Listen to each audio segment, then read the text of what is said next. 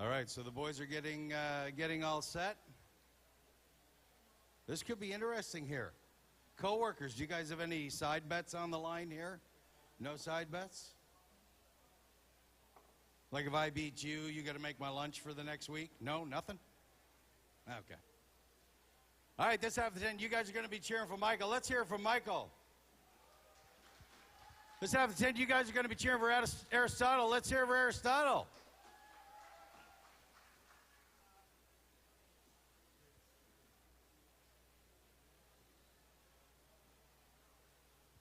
All set?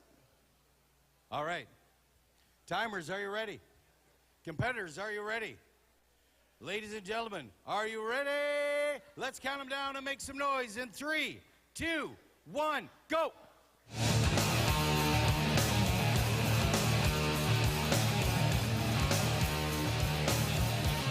All right, Aristotle's off to an early lead. He's got 2 down.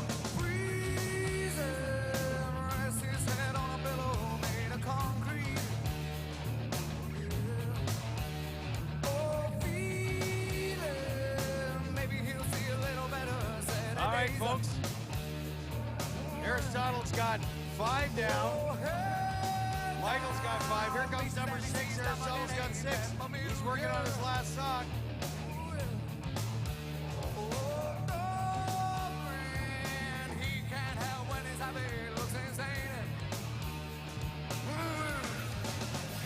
All right, here comes the buoys. Come on, folks. Let's hear it for both these. First time in the competition. Did great. I think we're neck and neck on this one. We might have a dead tie. 53 or 56.03 for Aristotle, and for Michael, 56.06. Wow, that's close. Now, here's the only thing, and what I don't know, and the judges are going to have to determine. You see these socks are hanging over into the water? These socks, they're still in the boat.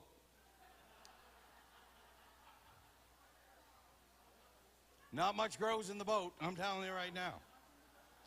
But anyway, we'll find out. We will find out. All right, thanks, gentlemen. Don't forget your badges there on the table. Thank you. Round of applause, both guys. First time in the competition.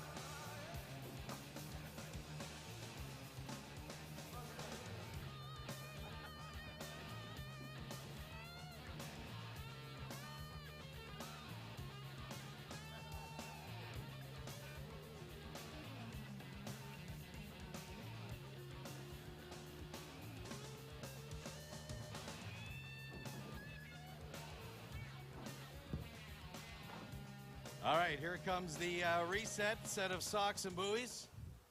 And while we're resetting the stage, ladies and gentlemen, let's meet our next 2 competitors in heat number 4.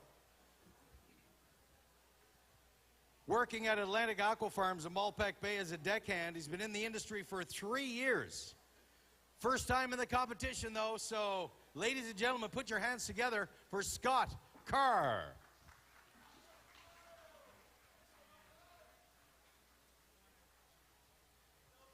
Pick a side, Scott. What's your favorite one? Don't have one? No, okay. They're rowdier on this side. He's all like shy. He's just kind of coming out. I don't know. This is okay, I guess. I got free drinks to come and a day off. This is golden right now. All right, Scott.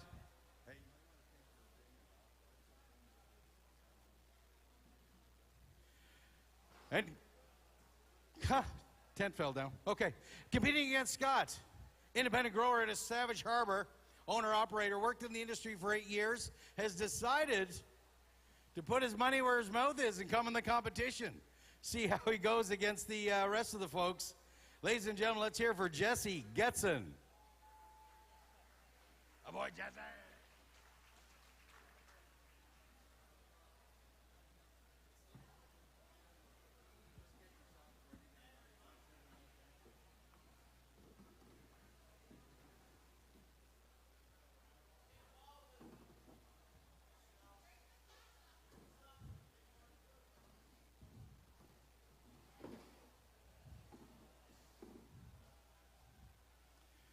All right. Scott just willy-nilly throwing his balls everywhere.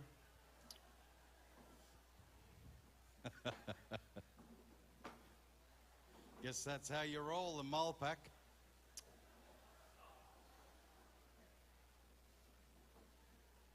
All right, Jesse's getting his socks ready. And you're going to see the various techniques from these folks. Some lay them across the pans. They find it easier to grab. Some just leave them all in the pan. Some space the balls out while others place them right at the end where they're going to tie two very quickly together because, as we said before, the buoys, it isn't as imperative where they go on the line in this competition. So it's interesting to watch, see how each person sets up. All right. You folks over here are going to be cheering for the humble barber right here. Let's hear for Scott, ladies and gentlemen. And you guys are going to be cheering for Jesse. Let's hear for Jesse. Wow, they don't like you, Jesse. Look at the size of you. Go down there, they'll start clapping, I bet. All right, let's hear for Jesse. Let's hear for Scott. All right, timers, are you ready? Competitors, are you ready? Ladies and gentlemen, are you ready? Let's count them down and make some noise in 3, 2, 1, go.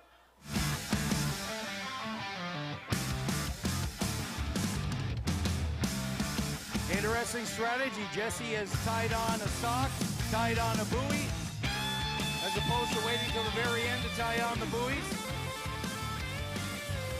All right, keep going, guys.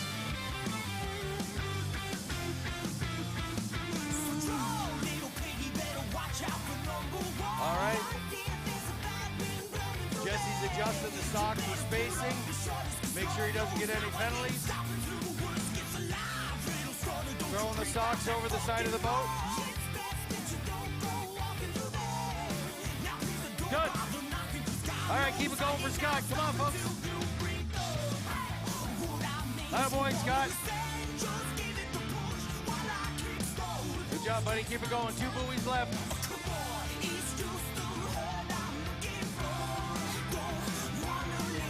All right, 2 buoys left, 1 buoy left. Come on, folks, let's hear it for him. Good. All right, Scott had a time. Next year, if you have Lightning McQueen's Crocs on, you're going to go faster, buddy. I'll guarantee you. Okay, what was Scott's time?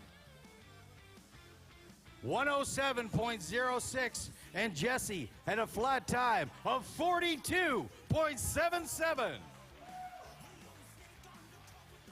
Now the judges will come up. They will start to determine sock length, tightness, spacing.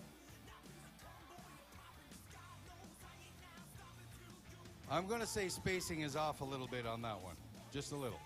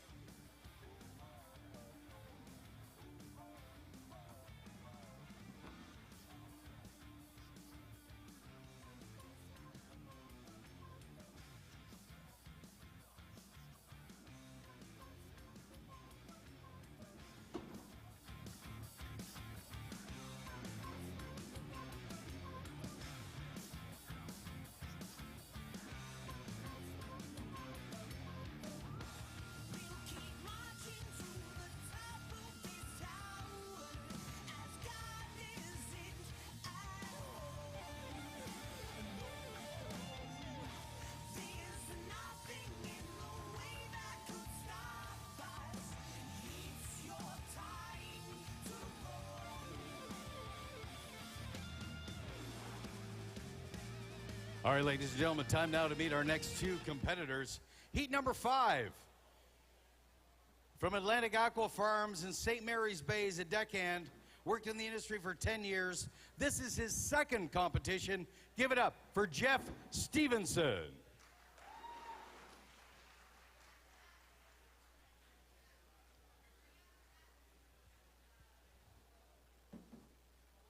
Competing against Jeff, works for Coles Mussels Farms in Malpeque Bay. Been in the industry for 18 years. This is his 5th competition. Let's hear it for Johnny Ford.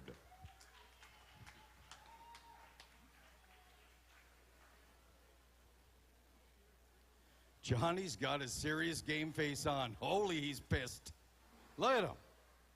That's like the face on you when you miss every Lotto Max number by 1. Could have had 60 million. Instead, I got nothing. All right. So the boys are getting their socks ready. Johnny's placing them, making sure they're untangled.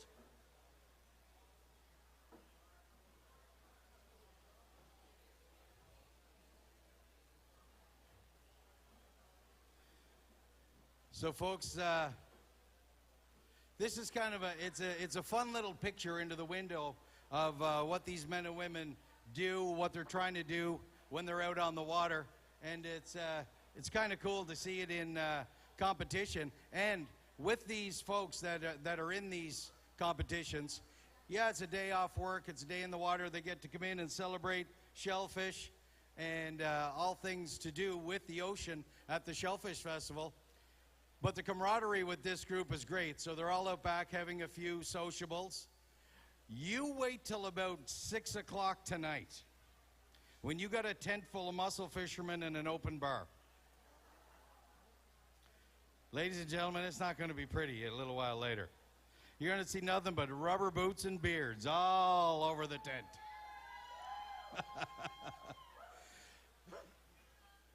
All right, so this half of the tent, you guys are going to be here cheering for Jeff. Let's hear it for Jeff. You guys are going to be cheering for Johnny. No, you're not allowed to cheer for Jeff. No, you're on Johnny's team. See? Yeah. Boo, Jeff. You guys are going to be cheering for Johnny. Let's hear it for Johnny. No, see, only half this table can cheer for Johnny. You guys are Jeff. You guys are Johnny. Okay. Let's hear it for Johnny. Let's hear it for Jeff. Now you got it. Perfect. Timers, are you ready? Competitors, are you ready? Ladies and gentlemen, are you ready? Let's count them down and make some noise. In 3, go. Music selection, very nice this morning. Very nice, gentlemen. Little shout out to the boys on the board. Well, that's an interesting, that's a bold move, Cotton. Both his buoys are on first. Bold move, Cotton. All right, so we've got 2 buoys working on a second sock. We got 5 socks over here. Here comes number 6 for Johnny. Come on, folks, make some noise. Here comes sock number 7. Here come the buoys. This is a lightning fast time being put down by Johnny Ford. Done. All right, keep it going. Let's hear it for Jeff. Come on, folks. Let's hear it for Jeff. Come on now. He's down to his last sock. Done. No, not done. Not done. Thank you. Don't pay attention to me. Done now. Wow, that was fun.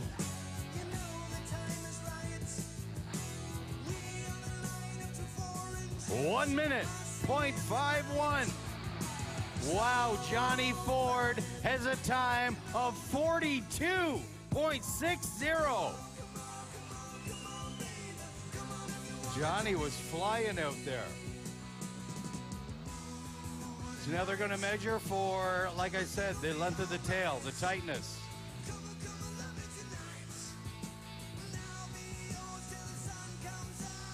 And for spacing.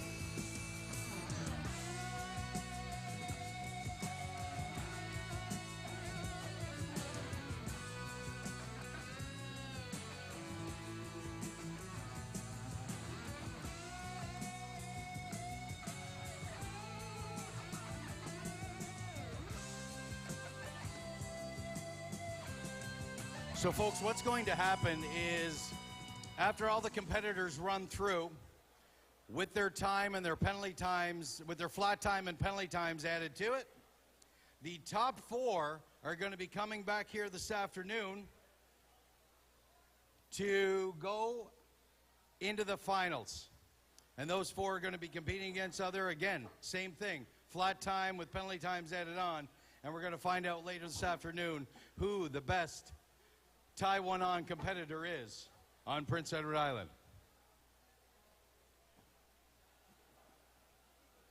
But in between, and while the judges are tallying up the scores, we are going to welcome back James, Luca, Alexis, and Evelyn, East Coast Kaylee, to provide some entertainment for you folks. So that's something for you guys to look forward to.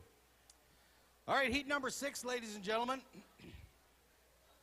From Atlantic Aqua Farms in Trackety Bay, he's a boat captain, been in the industry for 10 years. This is his third time competing.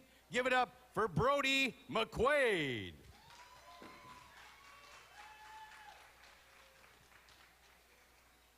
And the boat captain at St. Mary's, working for Atlantic Aqua Farms, been in the industry for 20 years. This is his 6th competition. Let's hear it for Scott Jackson.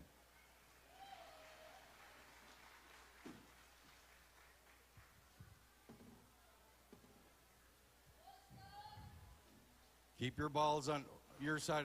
Scott, come on over here. We'll leave breadcrumbs next year, buddy, so you can... Jesus, this is a good-looking one right here. I'll take this spot.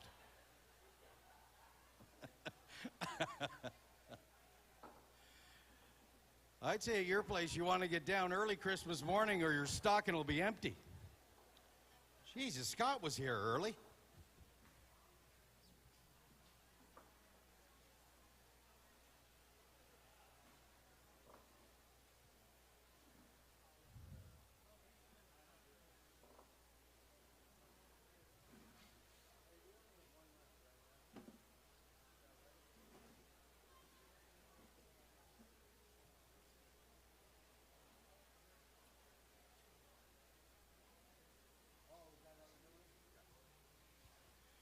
All right, folks, while Scott's getting ready here, this half of the tent, you're going to be cheering for Scott. Let's hear it for Scott. You guys are going to be cheering for Brody. Let's hear it for Brody. Little aggressive, aren't you, Skipper? Hammering on that rope, you're going to pull it right off. Besides you get your own postal code. Okay, let's hear it for Brody. Let's hear it for Scott. All right, timers, are you ready? Competitors, are you ready? Ladies and gentlemen, are you ready? Let's count them down and make some noise in 3, go! All right,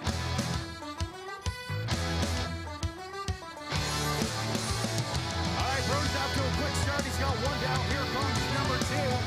2 on for Scott. Here comes number 3 for Brody. Brody's on to number 4, lightning fast, 42 seconds. The flat time to beat, put down by Johnny Ford so far. Jesse's also there for flat time, but remember, flat time is only part of it. Penalties are included as well, and we'll see how they fare out. Brody has all his socks on. Here comes the buoys. Lightning fast time. Done. Come on, keep it going for Scott. Here come the buoys. Come on, Scott. Done. Okay, so Scott's time, 52.06. And for Brody, 40.81. We have a new flat time leader, but there is one sock inside the boat. We'll see what the judges say about that. Spacing looks good. Let's see what comes out with the penalty times added on. Who will be moving on to the finals?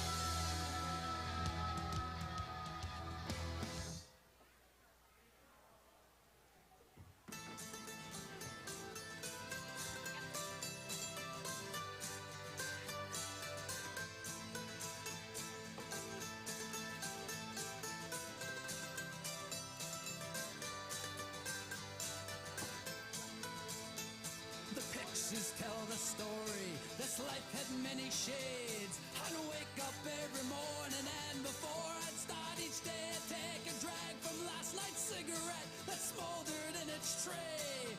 Down a little something and then be on my way.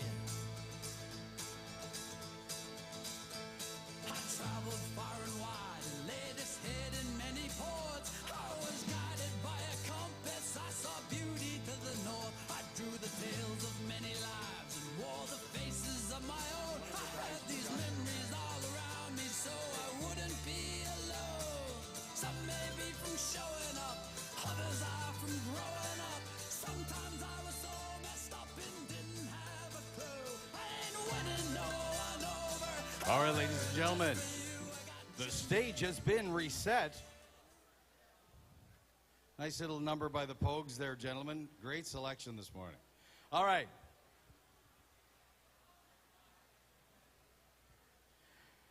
Heat number 7 promises to be a great one, ladies and gentlemen. From Atlantic Aqua Farms in Savage Harbor, he's a boat captain, worked in the industry for 21 years. His 13th competition, ladies and gentlemen, give it up for the original Duck Dynasty, Duddy Chappell.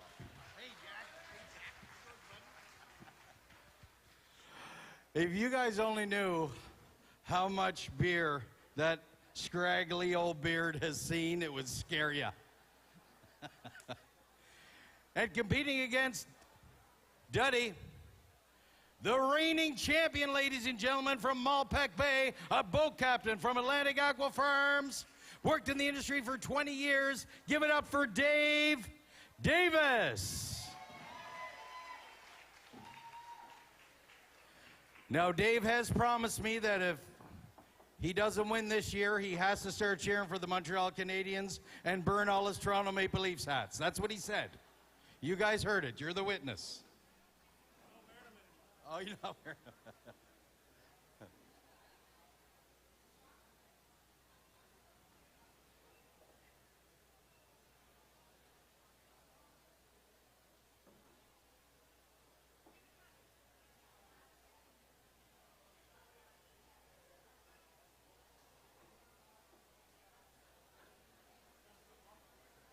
No, not. Dave just said it's not good luck to wear your Maple Leafs hat when you're in the playoffs, so that's what he's in here right now. So let's hope you get out of this first round into the second one. Duddy would like to thank his sponsors, the Moonshiners Association of Canada. Just look at it. Honest to God. If that was your kid, wouldn't you shoot it? But I am telling you, I will have to tip my hat. This guy can catch trout in a bathtub. Holy jumpins. All right. So here's what we got. This half, you guys got the reigning champ. Let's hear it for Dave. Let's hear it for Duddy. Let's hear it for Dave. Duddy. All right, timers, are you ready? Competitors, are you ready? Ladies and gentlemen, are you ready? Let's count them down and make some noise in 3. Go! All right, ladies and gentlemen, we have 40 seconds is a flat time to beat. Dave's off to a fast start. Duddy has got 1 down. Here comes number 2. Here comes number 3 for Dave. Keep it going, guys. We can't hear you up here. Come on. Here comes number 4. Holy snapping. These guys are lightning quick. Let's go. Keep it going, guys. We are going to see, are we going to see the 40-second flat mark broken on this one? Dave Davis certainly hopes so. He's got 1 buoy on. Here comes number 2 done. Keep it going for Duddy Chappell, ladies and gentlemen. He's got his best rubber boots on. He's going to church right after this one. All right, Duddy, 1 more, then 2 buoys. Let's go. Come on, guys. Keep it going for him. Keep cheering.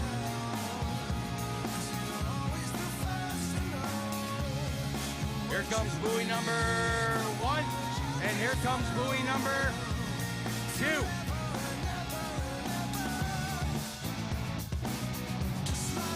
Done. All right.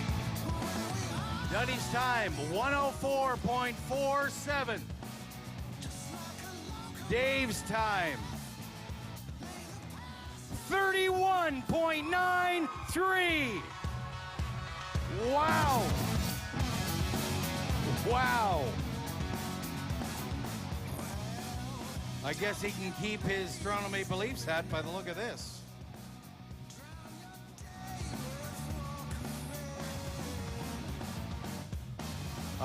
Attention, ladies and gentlemen, it had just been brought to my attention that Dave is going to have to give a urine sample after this. Wow, 31 seconds. That's like my honeymoon. Oh, sorry. Sometimes inside words come out, sorry.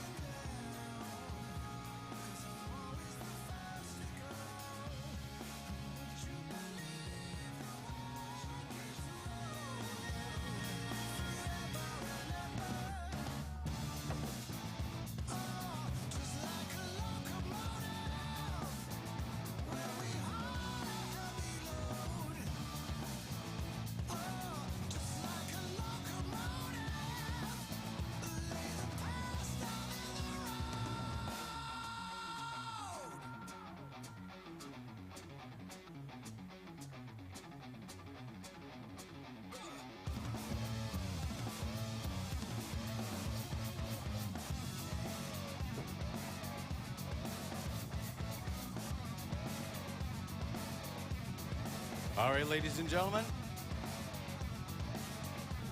the stage has been reset. This is our final two competitors, but actually there's only one of these guys compete. You pick a side. I'll dance with the A later. I don't care. There's actually only one official competitor in the competition, but since they had an uneven number, we had a volunteer. The father of two of the competitors, Jesse and Parker, who went earlier, had said, I'm not going to let the guy go by himself. I'll volunteer to jump up here and tie on the socks. A big round of applause for him. Give it up, ladies and gentlemen, for Todd Getson. I think they should only give you 3 socks, Todd. Right?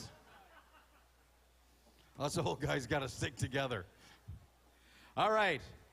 And our final competitor, ladies and gentlemen, worked in the industry for 25 years. Been in this competition many, many times before. From Atlantic Aqua Farms of Malpeque Bay, he's the Bay manager. Give it up for Andy Goody.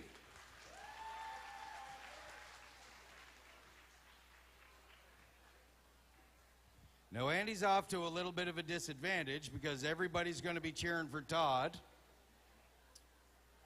That's fine. You know, you're used to being hated, right? Yeah. And folks, it makes it so much easier when there is a competition and somebody to go against. It takes away a lot of the nerves just there competing by yourself. So again, big round of applause for Todd for stepping up and going in this competition. Have you ever done this competition before, Todd? 20 years ago. Oh, yeah. A lot's changed in 20 years. The rope's different.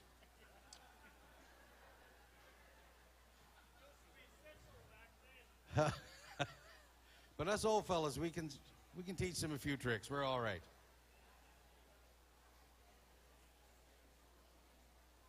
All right. He looks professional, but he's wearing kind of flip-flop croc things, so I'm not sure if that's appropriate footwear for a boat. All right. So, ladies and gentlemen, you guys are going to be cheering for Andy. Let's hear it for Andy. Come on, give it up for him. You guys are going to be cheering for Todd. Let's hear it for Todd. For Andy. For Todd. All right, timers, are you ready? Competitors, are you ready? I'll speak real loud for Todd. Todd, are you ready? Okay, good. Let's count them down, folks. Let's make some noise. Let's send these guys home in 3, 1, go. All Todd is worried about is making sure that he is faster than Jesse and Parker so he can laugh at them. All right, Andy's off to a quick start. He's got 2 down. Todd's holding his own, ladies and gentlemen. He's on number 3. Here comes number 4. Wow. Andy's got 4 down. Both are working on number 5 now. Folks, they're neck and neck.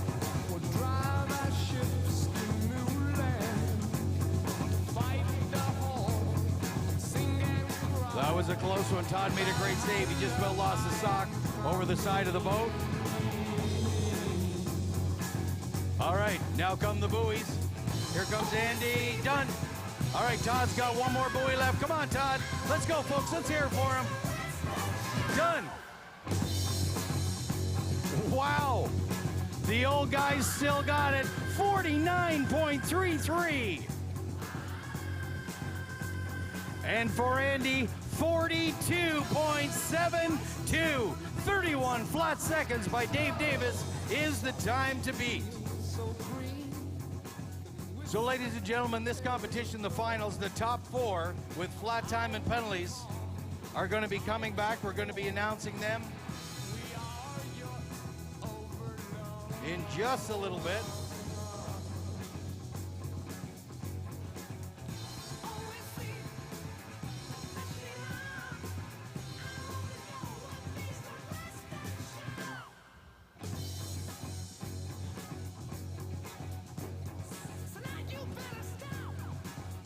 And ladies and gentlemen, let's have a big round of applause for all the competitors, the timers, the judges, and everyone that was going in to this competition so we could have a little bit of fun and recognize and support the men and women who work in this industry day in, day out, bringing you the beautiful shellfish products that you get to enjoy on your table and in restaurants right around the world.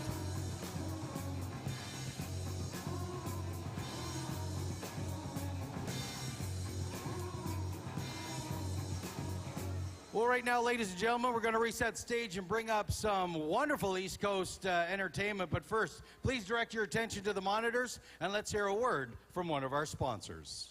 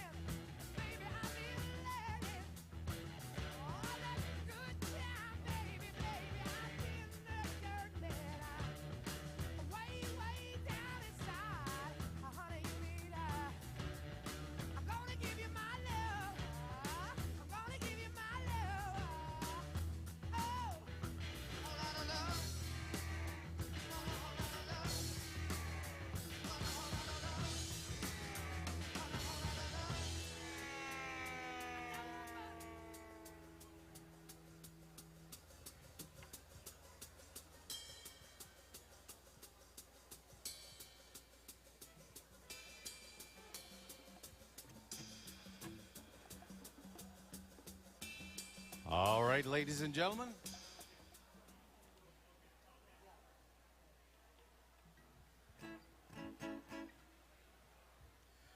All right, ladies and gentlemen, put your hands together once again. Time to get your toes tapping, fingers snapping. If you want to dance, there's not much of a puddle on it, but you can dance around it. All right. Let's hear it for East Coast Kaylee, ladies and gentlemen.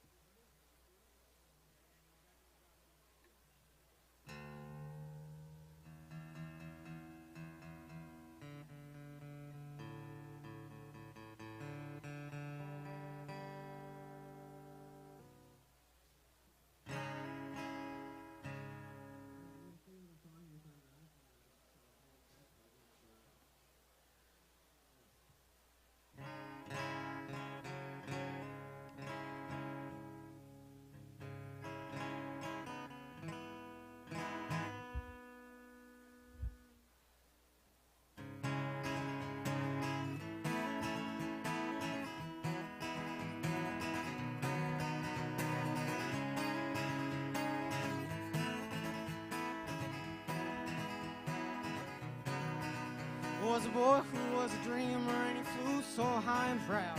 In a world full of people out that cut his young ass down. No one ever understood a single word he said, and they cast him to the wolves when he wasn't well and fed.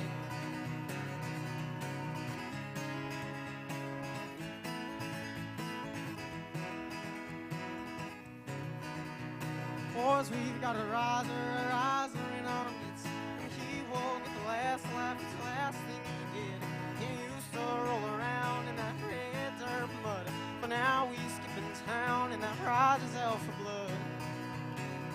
Don't stop going south, 'cause they'll let you play your music real damn loud. Don't stop heading south, 'cause they'll understand the words that are pouring from your mouth.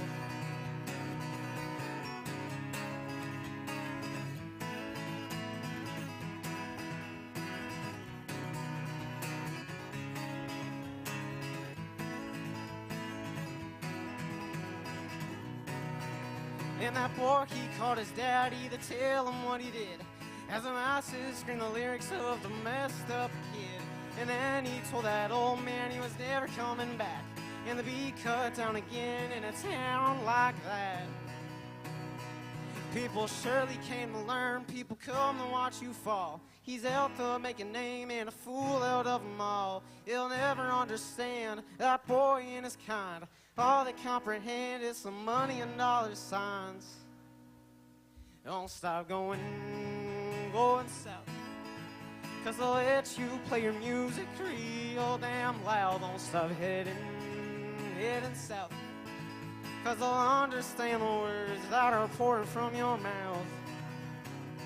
Don't stop going south, 'cause they'll let you play your music real damn loud. Don't stop heading south, 'cause they'll let you scream your music real damn loud.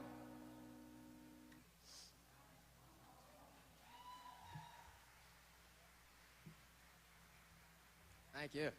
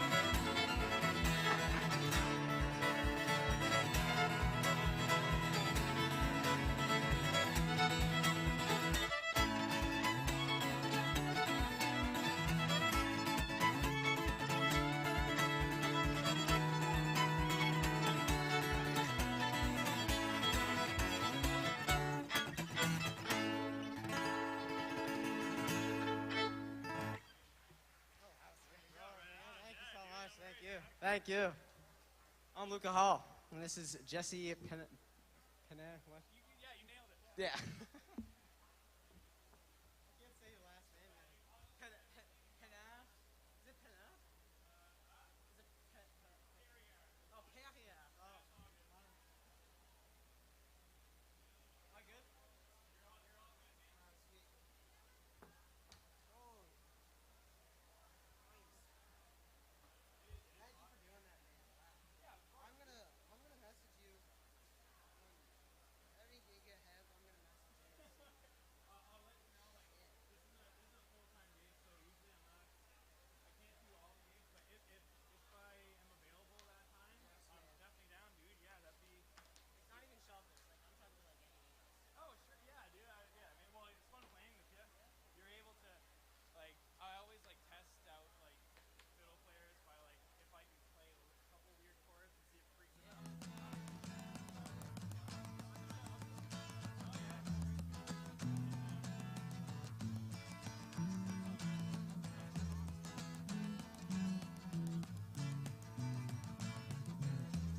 Leaves are falling all around.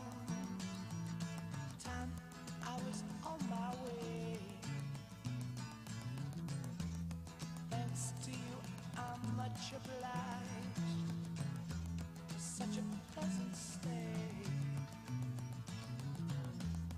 But now it's time for me to go. The autumn moonlights my way. But now I smell the rain, and with it came, and it's heading my way.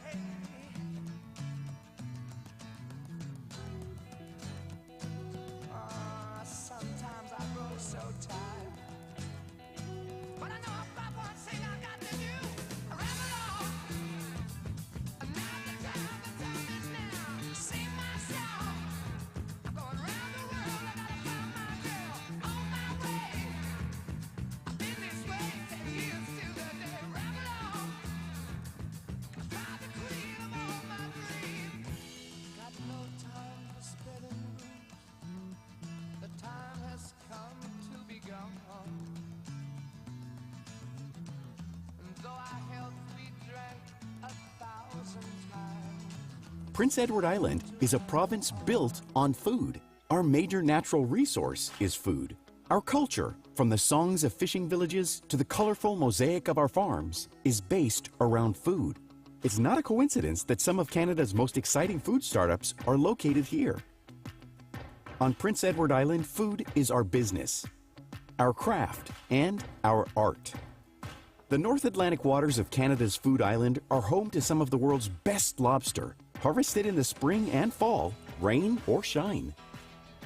The island's glittering inlets grow the tastiest mussels and the choicest oysters. Salt air, iron-rich soil, and rolling pastures create beef and dairy products that will set the highest standard at your table. And our potatoes are as rich and strong as the deep red soil they come from. Food and science go hand in hand here, which is why Prince Edward Island is home to where more food products get their start. This is fertile ground for new innovation, as our community of world-class chefs, forward-thinking processors, and high-skilled producers come together to share ideas and create Canada's food island. Prince Edward Island is committed to being at the leading edge of how we grow, harvest, and eat in the future. Sustainable and responsible aren't just words, they actually describe our food industry. It's an industry that's geared for the future. We spend just as much time thinking about how we'll be eating tomorrow as we do about how we're eating today. Prince Edward Island has one of the strongest food traditions in Canada. It's woven deep into our past. You can see it everywhere in our history and culture. But the future in Prince Edward Island is all about food.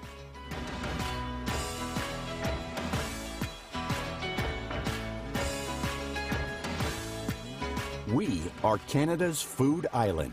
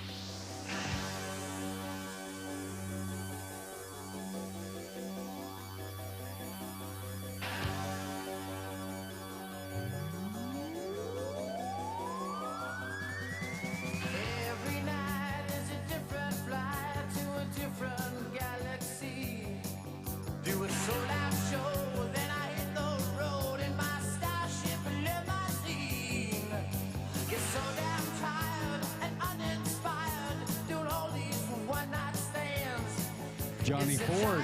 Johnny Ford, please make your way to the back of the tent. Johnny Ford.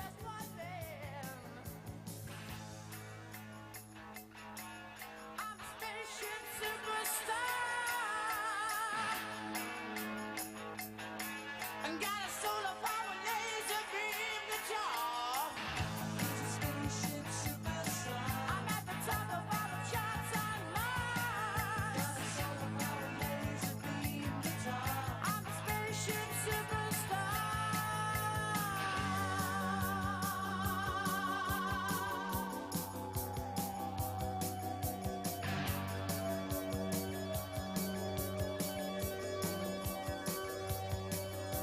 On Mercury, they're crazy about my stellar rock and roll.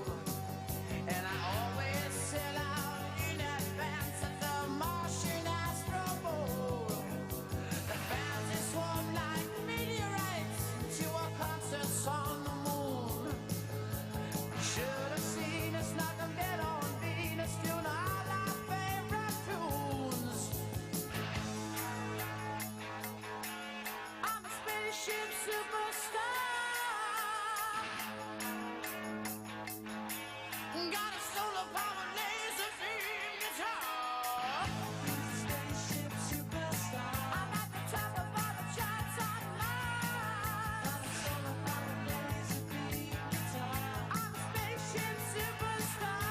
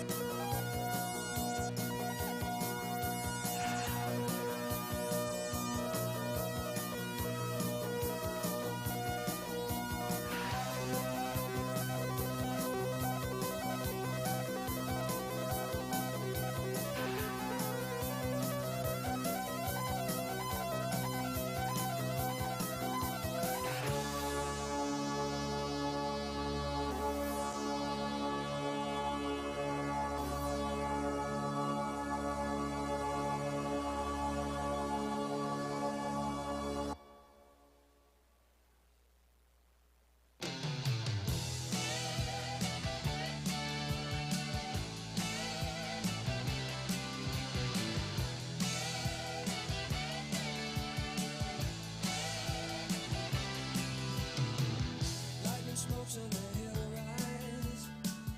Brought the man with the warning light. Shouting loud, you had better fly. While the darkness can help you hide. Trouble's coming without control. No one staying has got a hold. Hurricane at the very least. In the words of the Gypsy Queen. Sign of the Gypsy Queen. Pack your things and leave. Word of a woman who knows. Take all your gold and your gold. All right, ladies and gentlemen, it's time now for the final of the Taiwan On competition. Our first two competitors, with a flat time of 48.54, with penalties, it came out to 108.54.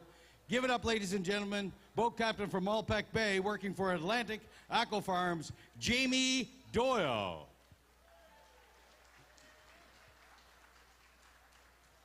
Going against Jamie in heat number 1 with a flat time of 42.6, and with penalties added, it's 102.6 was his total time. From Coles Muscle Farms in Malpeque Bay, Johnny Ford.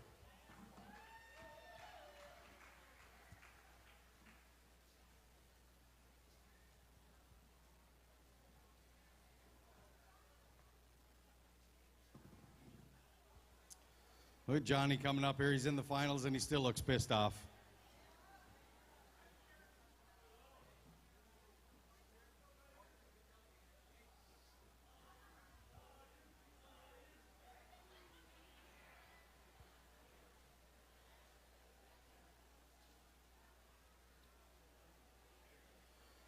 All right, so once again, just like the first one, this half of the tent, you guys are going to be cheering for Jamie. Let's hear it for Jamie.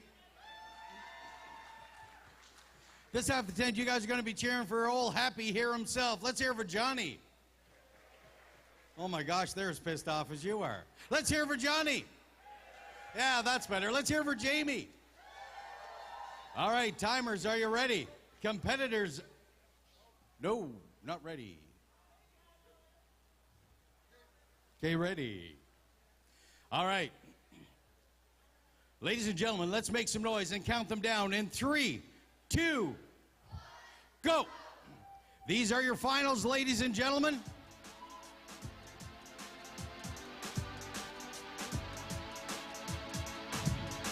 What music selection is this? Holy, that is the worst. You're so good. Truth is, I thought it mattered. I thought that music mattered. All right, ladies and gentlemen, come on, let's But make does it some bother? noise. Not compared to We're how down to people 4 each. matter. Here comes number 5 for both competitors.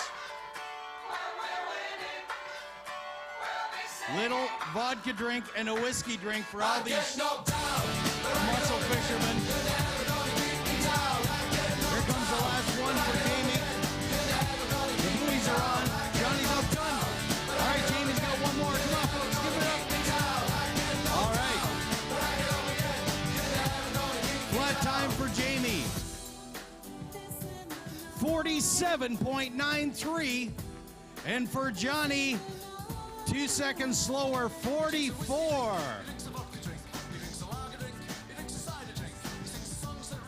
44.35 for Johnny. So obviously these guys were taking a little bit more time. Jamie went faster. Let's see what penalties add up to be to see who's going to be crowned the Taiwan champion for 2023.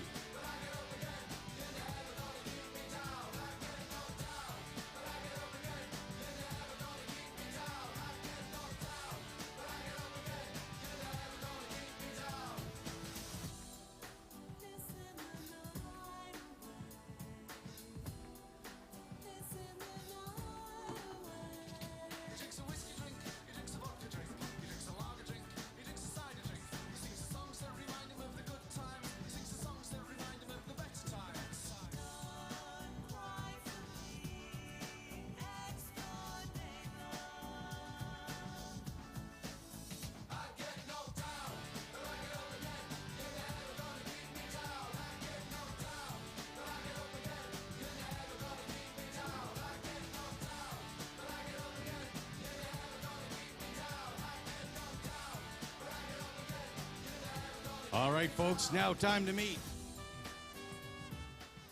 our last 2 competitors. Both of them in the last round equaled in penalty seconds. With a flat time of 40.81, ladies and gentlemen, from Atlantic Aqua Farms in Trackety Bay, let's hear it for Brody McQuaid.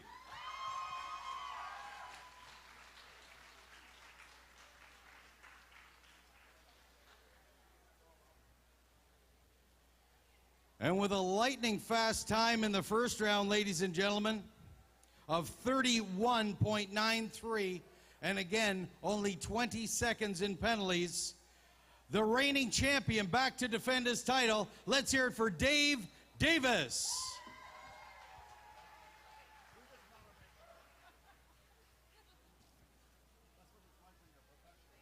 Now, all Brody's family and friends are over here.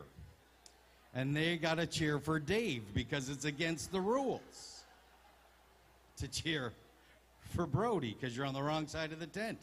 And he came out first. He could have said, no, I'm going to my family. But he said, oh, Dave asked for that side. That's your lucky side. Yeah. Respect your elders. Oh, dear blessed hour. All right, so top prize in this competition, ladies and gentlemen, is $20,000. No, I'm just joking. It's not even close to that. I just make shit up all the time. All right. Okay, so this half of the tent, even Brody's family, you're going to be cheering for Dave. Let's hear it for Dave. Let's hear it for Brody.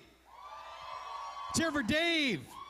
Let's hear for Brody. Come on, folks. Let's get loud in this tent. The louder you are, the faster they go. Timers, are you ready? Competitors, are you ready?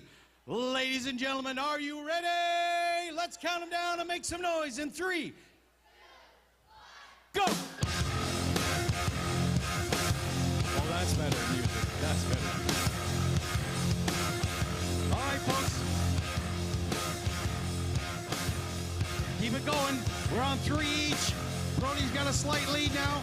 Here comes another neck and neck, making sure that the socks go over the side of the boat so they don't get penalties. They're both on their last sock. Come on, keep going, guys. Here comes the buoys for Brody. Here comes the buoys for Dave. Neck and neck. Done. Wow. Wow. What a competition. That was awesome. All right, let's see what we got for flat times. For Dave, 35.57. And for Brody, 35.33. Wow. All right, judges.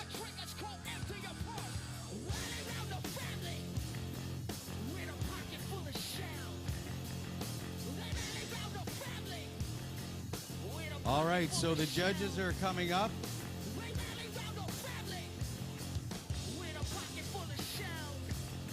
I'm not sure what the hell is going on here.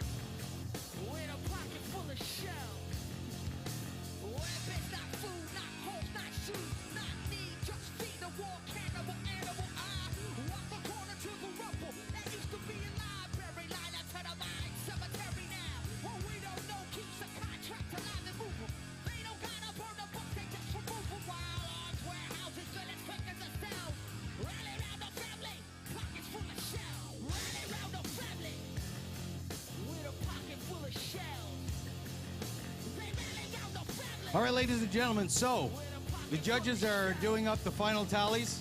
They're going back. This is what they're playing for. Now, I have somebody's phone, and that person is just shaking that somebody doesn't send a text and I read it out. I'll guarantee you that. In third place, they're going to be walking away with $500. In second place, they're going to be getting $750. And in first place, they're going to get $1,500. And I will guarantee you that because they're mussel fishermen, not one penny will leave this tent. So now we're just going to give them bar tabs. It'll be easier for everyone.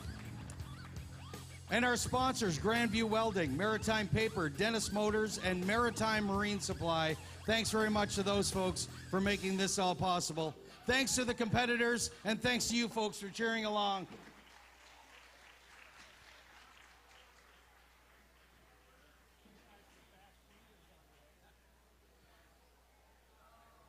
Now, ladies and gentlemen, we're going to take down this part of it. We're going to play some music for your enjoyment and get set up, because we'll be right back with celebrity chef Corbin doing a cooking demonstration right here before you.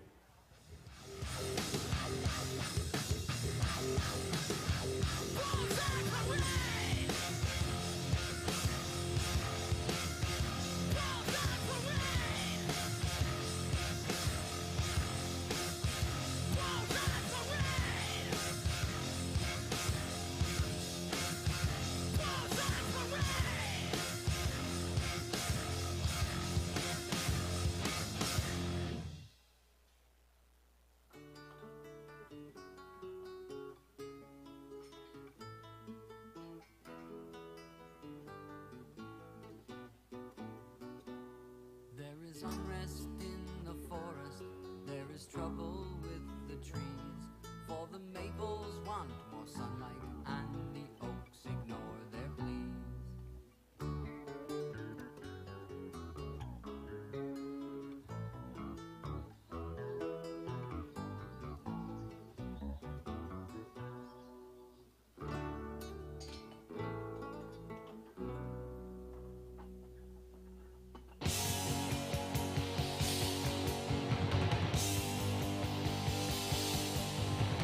Trouble with the maples, and they're quite convinced they're right.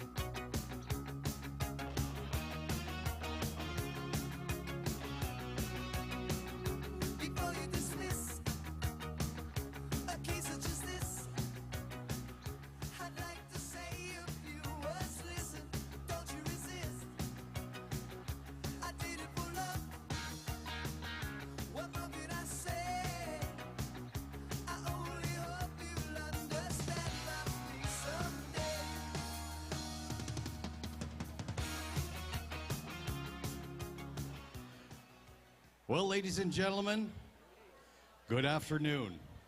Welcome back.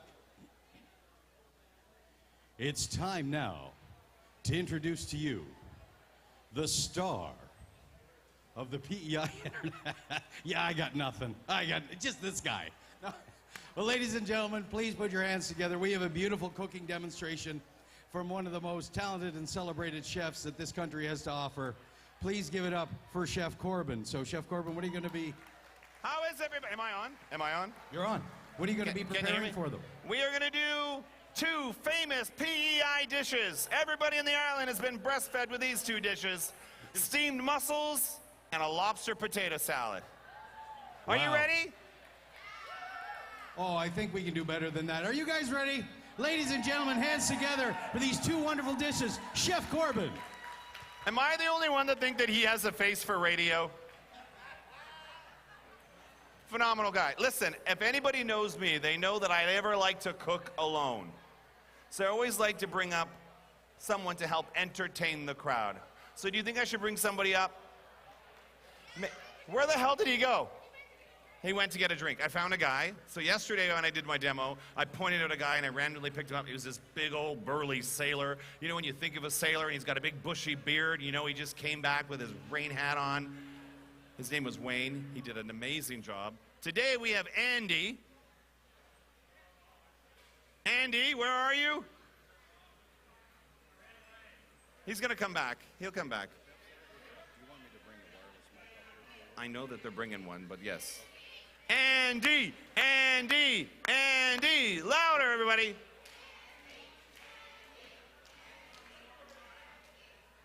Now, based on the size of Andy's guns, you don't want to make him angry. Where the hell is he? He's hiding. Is he doing the number 2? Is that what he's doing? Line up at the porta potty? Well, listen, while Andy gets a drink, I'm going to quickly talk about what we're going to do. We're going to do a little bit of mussel trivia. How does that sound? So we got this side. Is this west or east? What is that? South? Close enough. So that would be north. We have the south versus the north. We got trivia questions, okay? Who can tell me what's the percentage of mussels produced in PEI that feeds North America? Give me a percentage, north, south. Throw me a number. 80? 85? It's 80%.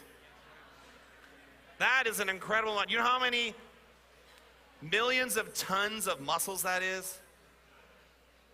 I think it's like 20, 30, 40 million. I think you stop counting after like 25 million.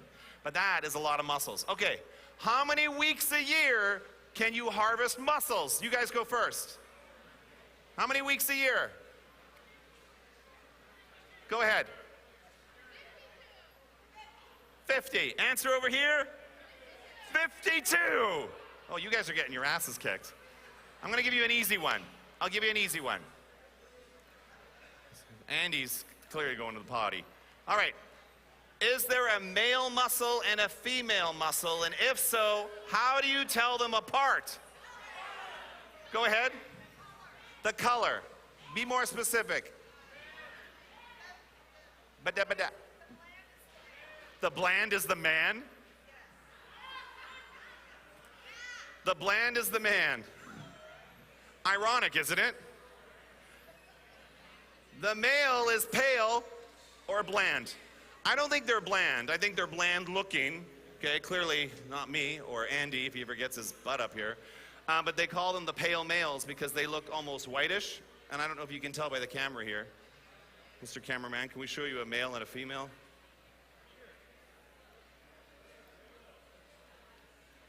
See that? There's the female. And there's that bland male. Bland. Bland. But that's how you tell the difference. Okay. Andy, I don't think he's coming up. Where is he? Andy! Andy! And oh, there he is. There he is. He's bringing the guns. He's bringing the guns. Everybody give a big round of applause for Andy. I think we got a mic coming up for him. Yeah. Come on here, Tiny. Andy, and this is how I can spot him a mile away. I was looking for somebody who could cook mussels with me because I picked him because he's got muscles, right? Look at those pipes. Show him the pipes. He's actually a mussel farmer with mussels. That's from pulling out those socks of mussels, I guess. I don't know. There we go. Hello, check. Can you hear him okay? I can hear you perfect. All right, buddy. Are you excited, nervous? No, for both. Tell them, you got 10 seconds to tell them who you are, where you're from, and what you do. Go. Andy Goody, mussel farmer, Malpeque Bay. Malpeque. Live in Oh. Summerside. Nice. And how many pounds of mussels do you sling out a year? Oh, God. I work for another company, so Atlantic Aqua, who I work for. Atlantic Aqua. I had the pleasure of joining them here in May. Actually, went out on a tour. Okay. They said you were sleeping in that day. I don't sleep in. Okay, we are going to make some incredible mussels with some onions and leeks. Put that in there. Preheat our pan. Give it a little stir. Okay, show them the mussels. This butter is thanks to ADL butter by the dairy farmers of PEI. They add the cream to the island. They add flavor to the island. Okay? We're going to do some brown butter, onion, and leeks, and then we're going to add garlic. All right. By we, I mean you. Okay? Now, I was told not to ask you a lot of questions about mussels, That's right. but we already went through how many you guys make, where do you ship them, male versus female. Yeah. Where do we store mussels? Anybody? Where do we keep them? In the water. In the refrigerator, damp paper towel, keep nice and cool. They are alive, and when they're closed and nice and tight, that's the good one. If they're open, you give them a little squeeze or a little tap like this, and when they close, oh, see him closing? He's clamming right up. No pun intended, he's a mussel. But they close, that's what you want, okay? And when you smell them, what do they smell like there, Andy? Shellfish. They smell like nothing. Really, there's no smell. That's how you know you got good, fresh mussels, okay? Should not smell like anything other than a little bit of seawater, right? That's how you know you got good mussels. Well, that's the smell, ain't it? Hey? Seawater's the smell. Seawater is like fresh air. But if it smells like your socks after a day of farming some mussels, then we got something else going on. Okay, so we've got onions, we've got garlic, we have leeks. If you don't have onions, garlics, and leeks, do what they do here on the island. They just put them in a pot and steam the hell out of them, right? Naked mussels. But we're gonna do a little more chefy version of it. So we're gonna do an actual lemon cream-based mussels. So we've got that in there. We're gonna add our mussels. 1 serving per person. How many pounds? 1 pound if you're a lightweight. Andy probably eats 3 pounds. Okay? Because he's so small. How much do you bench, by the way? Do you bench? Like, what do you do to get arms like that? Yeah. Is there like, do I pull out a plug and you just go psst? What? Yeah, I can do 130-pound dumbbells. 130-pound dumbbells. Yeah. Each arm. Each arm, so that's 260. Well, yeah. So basically, you could bench press a human if I brought them up. No problem. That could be a new competition here at the Shellfish Festival. Okay, so I've added wine. I'm gonna add a little bit of heavy cream. Again, this is amazing stuff, okay? PEI, mussels. And then we're just gonna put a lid on it and let it go. And then at the very end, we're gonna squeeze some lemon, some fresh herbs, and we have lemon cream mussels. Mussels in a pot like this are gonna take 5 to 7 minutes. How do we know when they're ready? Whenever they're open. They open up. If they don't open, what do we do with them? Throw them You out. give them to your mother-in-law. Families like fish. After 3 days, it really starts to smell. You want to get rid of a house guest that's overstayed? Give them those mussels. But tell them to eat it in the car on the way home, because you don't want them staying even more days. Okay, next, potato salad. Everybody loves a good potato salad, and potato salad is one of those dishes that resonates comfort. And for those of you that have never visited PEI, how many are first-timers on the island, by the way? Round of applause, go. Never been. Where are you from? Beautiful British Columbia. You got mussels over there. They're not as good as these ones. These are the best mussels. Did they tell you that? Yeah, they're pretty good. They're really good. But do you have a potato salad recipe? No? Do you know where the best potatoes come from to make potato salad? PEI. PEI. We're gonna put, actually, we'll just use this bowl, okay? Andy, you're gonna make potato salad. All right. And you're gonna do it, actually, I'll put this part, and you're gonna crack some lobsters. You know how to do that? Yeah. Okay. Show them how to do it. Fully steamed cooked lobsters. Oh, they already did it easy for you. Yeah, it's too easy. Wait, we should, that's a good claw. Okay. That's a good one. That's a really good one. You can put it right in here. Okay, so we're gonna do easy recipe, boiled potatoes. I like my skin on the potato. If you don't want your skin on the potato, that's okay. You can leave it on, leave it off, whatever. I like these new potatoes. Big, chunky pieces of lobster, okay? You don't wanna chop it up fine and make your lobster salad or potato salad watery and soggy. We're gonna add some crunch. My mother, who's from Alberta, that's homage to the people from Lethbridge. Lethbridge, right? She lived in Lethbridge. Her son lives in Lethbridge. Is that your wife? Is it your son too? Yeah, No. that's Yeah, correct. he's in Lethbridge. He's in Lethbridge. What's he doing? He's a windmill technician. A windmill technician. Your windmills are running because of his son. Okay. We're gonna add crunch, which is fresh celery. Okay. Green onions. Can't make potato salad without onions. Red pepper. That's for color. This is how you get people to eat vegetables there, Andy. Radish for crunch. A little bit of lemon juice to help complement that beautiful sweet flavor of the lobster. Take the seeds out. Then we're gonna get into some sauce, some fresh herbs. We got parsley, we've got tarragon. You can put dill in, whatever you want. You can put that in there. Chop it up. Chop, chop, choppy, chop, chop. And this one here. There we go, here we go, here we go. Okay, we should save that to eat. We got more here. Do this. Don't throw your shells away. You can keep those, roast them, make a nice bisque or broth, right? You can do that. You know, how long have you been eating lobster? Boy. A long time, eh? Oh, yeah. Long time, eh?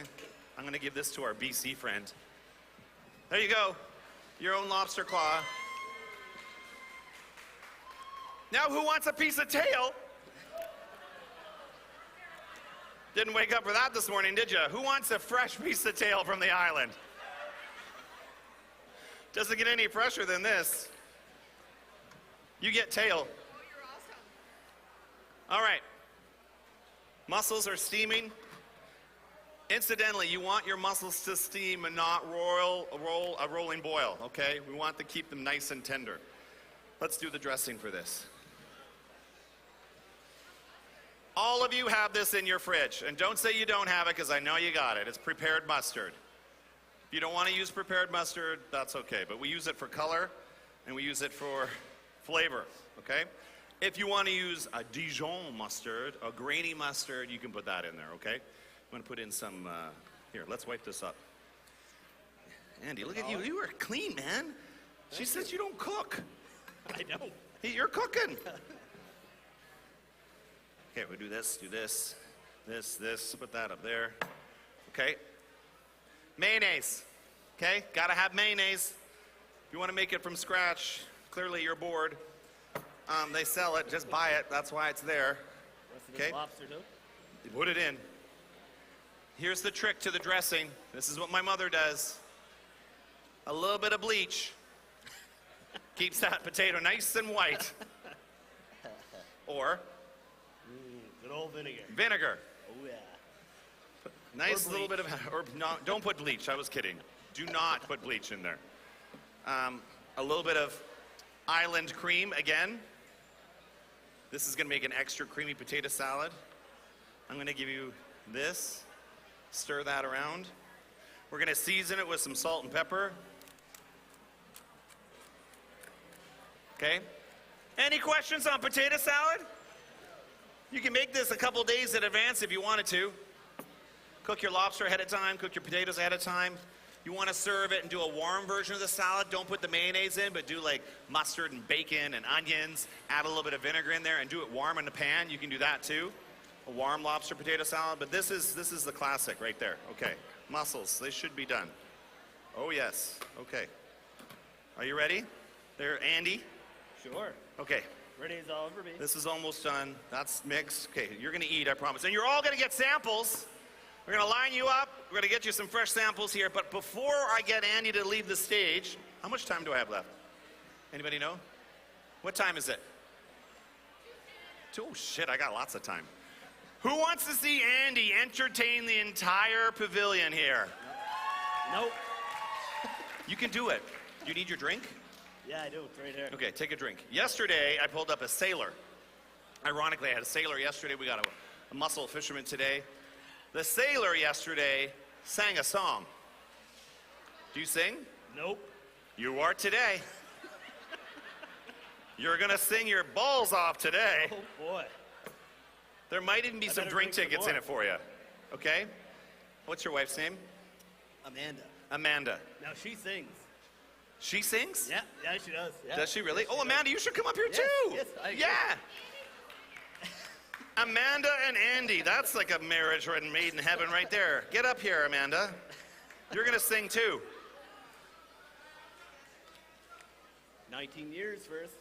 You've been married 19 years? 19 years. 19 years. I think the gift for 19 years for a wedding anniversary is public humiliation. Come on up, Exactly. Amanda. Come on. Don't be shy.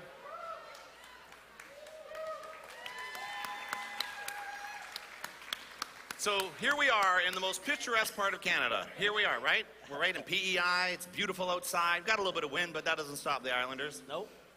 It might be a little wet later. That doesn't stop them. So we've got incredible fish. We've got seafood. We got the lobster. We got the mussels. We got oysters. We got, you name it, we have it happening here, right? But everybody knows that a good kitchen party needs music and people to dance and hopefully sing. I always find the more you drink, the better they sound. So if you haven't had a drink yet today, these two are gonna sound awful. But if you've had a few in you, you're gonna think it's like Taylor Swift and Johnny Cash. What do you wanna sing? You wanna sing a traditional island song? Andy likes to sing Friends in Low Places. Oh God. You like to sing Friends in Low Places? Like Garth Brooks? That's his favorite. Holy shit, that couldn't get any better than this. Are you ready? You sing first. I think you How's personally, it start off? I think you both should do, like, because you're a duet, I agree. we should do a duet couple, don't you think? You should start it. Like maybe like Johnny and June, We don't know. Sonny No. and Cher. Now, if it was karaoke. Give me a minute. Oh, I got it. Because it's a little wet out there, we're going to do Islands in a Stream. You'll be Kenny Rogers, you will be Dolly Parton, and you guys can do this. Are you ready? We don't know the word. I don't know the song. You either. don't know this song? No. You don't know the song No, to I'm sorry. Islands in the Stream? Islands in the stream. That is what we are. No one in between. How can we be wrong? Sail away with me to another world, and we will rely on each other. And then you guys can bump and grind. Are you ready? I don't know that. I'm not singing. I'm putting you on a mic. You're going to do it. I'll feed you the words, and we're going to get them going. Ready? Are you guys ready? Because our muscles are ready. Are you ready to hear Amanda and Andy? Listen, there could be a recording contract out there waiting for you two. You're on camera right now. This is going to live on the internet forever. No one even cares about the potato salad anymore or the mussels. They are delicious, and you will taste them. But let's give it up for Andy and Amanda, who are going to sing Kenny and Dolly's most famous song, Islands in the Stream. Are you guys ready? Are you two ready? No. Oh, I love it. 19 years, maybe side by side. You gotta get close so you can sing into his mic. Okay. No, like you gotta sing right there. Look at our daughter. Right there, right there. You gotta sing right on Andy's lips, right there. I Ready? don't know the words though. I don't know the words at If all. you can start with Islands in the Stream, that is what we are. Everybody do a little clap. This is it. Go. Isa buys a builds a boat. That one? You go ahead. Go ahead. Why don't we do a little mashup? You can do that, and you can do Islands in the Stream. Are you ready? Because she knows the words and you don't. You do your part. Go, go, go, go. Isa buys Go, a builds Islands a in the boat. Stream. Isa buys a sailor. Isa buys a catching a fish. Brings it home to Liza. Isa, Biza, that's not enough. Let's keep going. We don't know the words. Islands in the Stream, that is what we are, no one in between. How can we be wrong? Sail away with me to another world. Go. Baby, Another when world. I met you, there was peace on earth. Oh, Jesus. We don't know. We don't sing. Put it there. I don't know Stay the away from song. him because you're getting feedback. If you have The words? I'm getting the lyrics right now. Better yet, I'll just play it on That's even better. Amazon. How's that sound? Are you ready? With the words? Yes.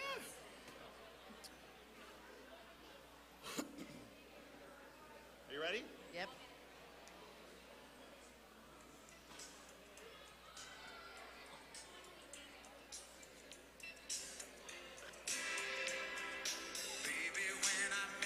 Gotta sing.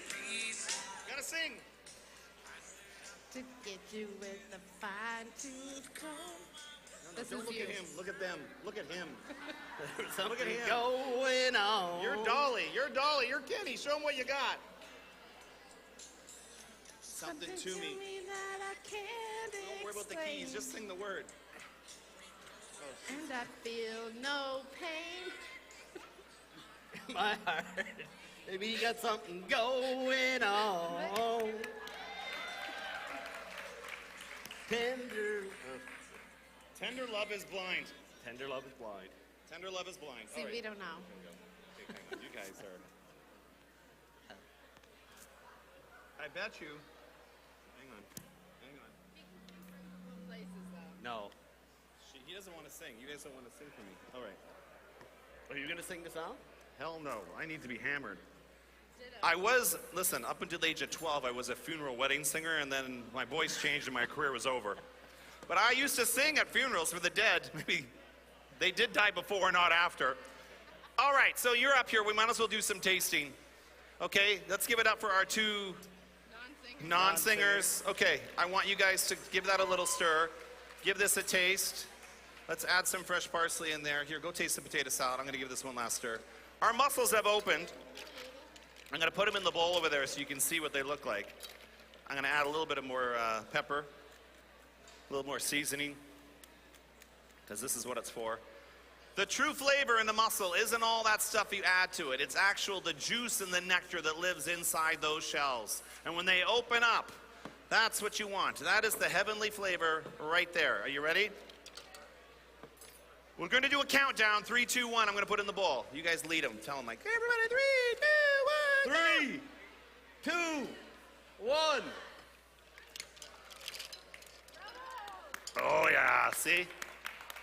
Now, when you serve your mussels, serve them with a sponge in the form of bread. That bread, you dip in the sauce, you dip in the juices, and that's really where all the flavor is. Now, how do we eat mussels, you ask?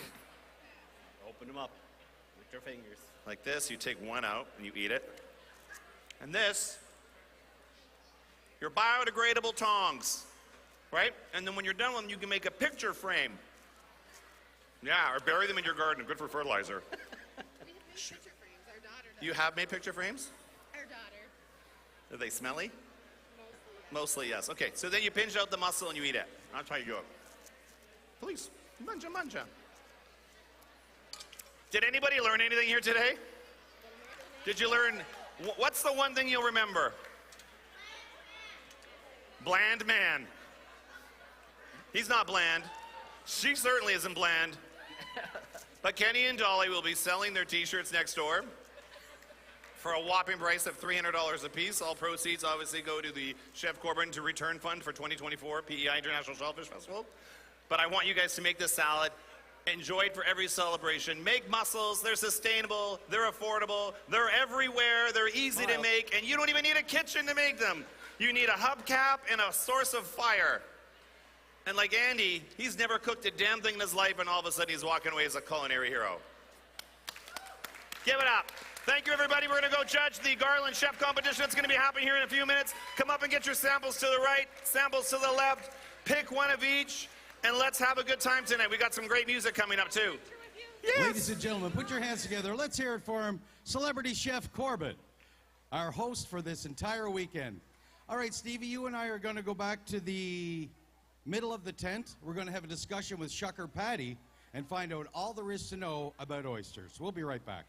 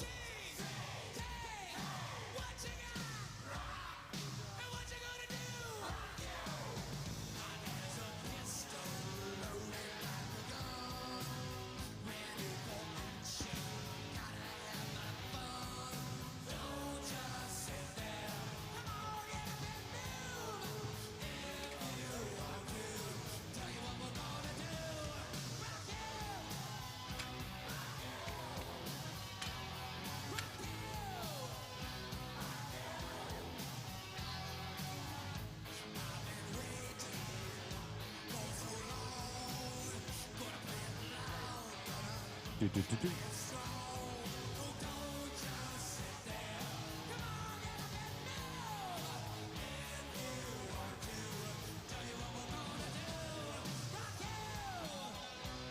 right, ladies and gentlemen, please draw your attention to the monitors.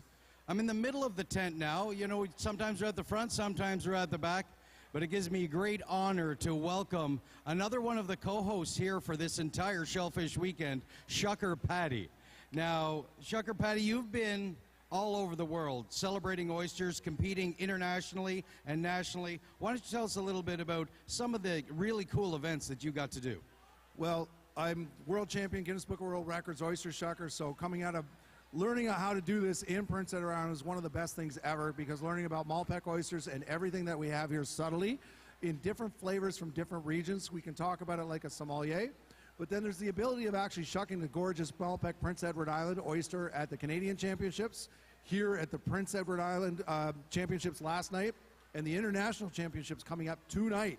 We got the best of the best from around the world, from around North America. We're going to see the best shuckers coming and competing. And what it is just shucking the top off and presenting the oyster. It's going to be judged. So you have to do it clean.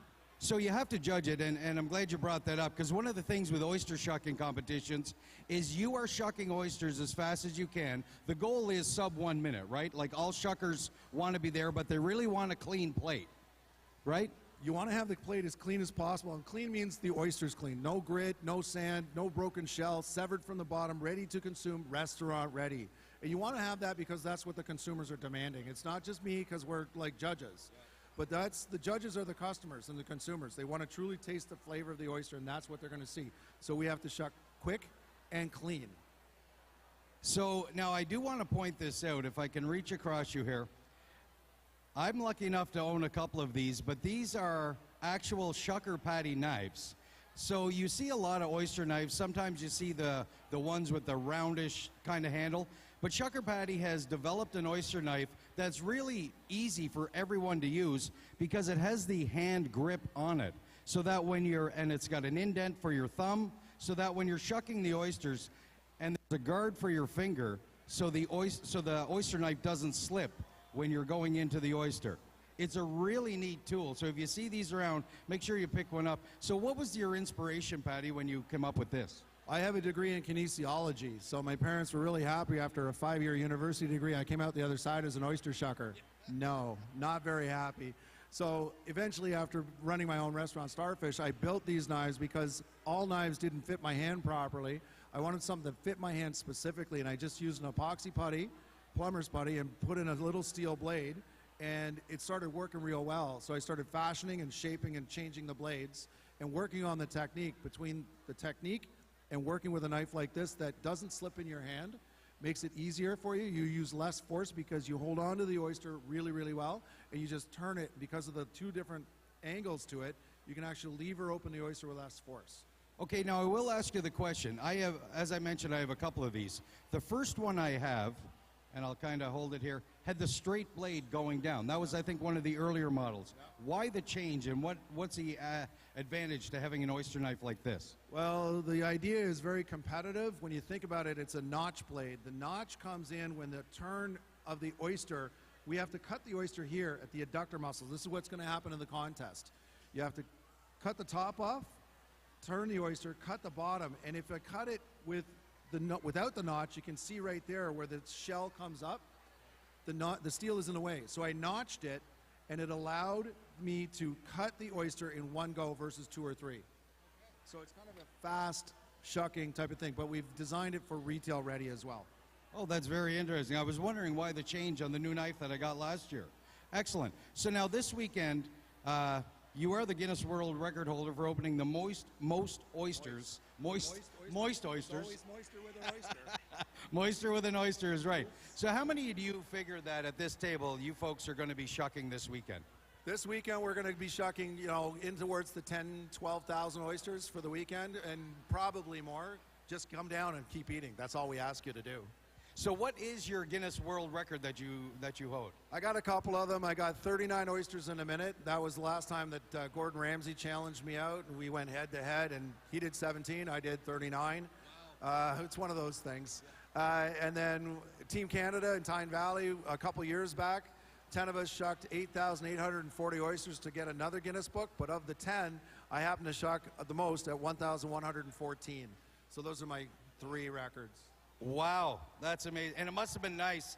Yeah, absolutely. Round of applause for that. That's incredible. Doesn't get you any dates. But slow shucking's better at that point. But were you able to tell Gordon Ramsay to bleep off? Oh, well, we used the real word shuck off. Yes, it was a shuck off. And, you know, he's a super nice guy. He's actually a good businessman when it comes down to it, right? But he'll turn it on when he needs to, and I just gave it back to him, that's all. That's awesome. That's part of the show. So, ladies and gentlemen, make sure you stop by the middle of the tent. And as a special treat tonight, oh, this is for me. I think I love you right now.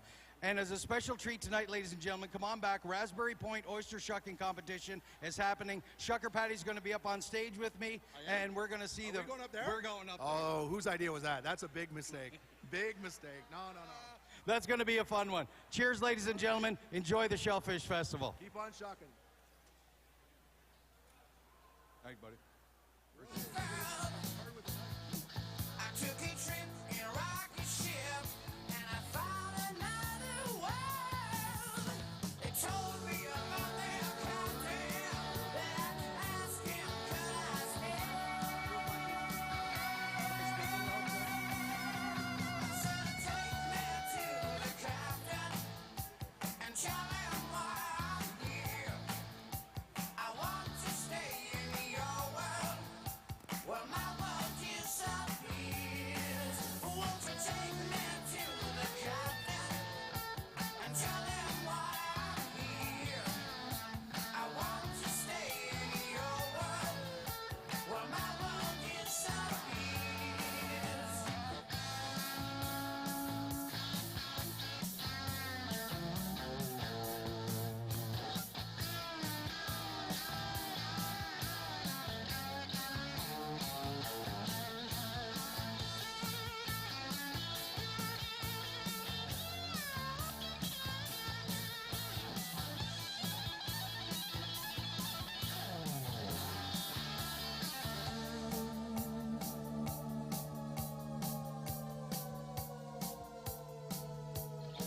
I had a dream the other night, and as the dream unfurled, I took a trip in a rocket ship, and I found another world. They told me about their captain, but I asked him, could I stay? I said, take me to the captain and tell him why I'm here. I want to stay in your world. Well, my world disappears. Won't you take me to the captain and tell him why I'm here? I want to stay in your world. Well, my world disappears. Oh, take me to the captain and tell him why I'm here.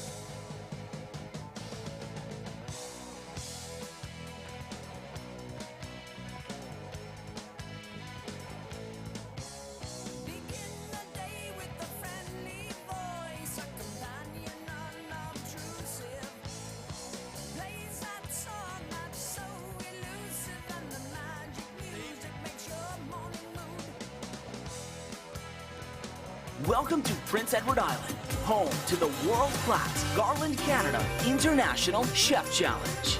Get ready for a live elimination culinary showdown as renowned chefs from around the globe gather to compete at the Prince Edward Island International Shellfish Festival for a grand prize of $10,000. Let's meet our lineup of competitors.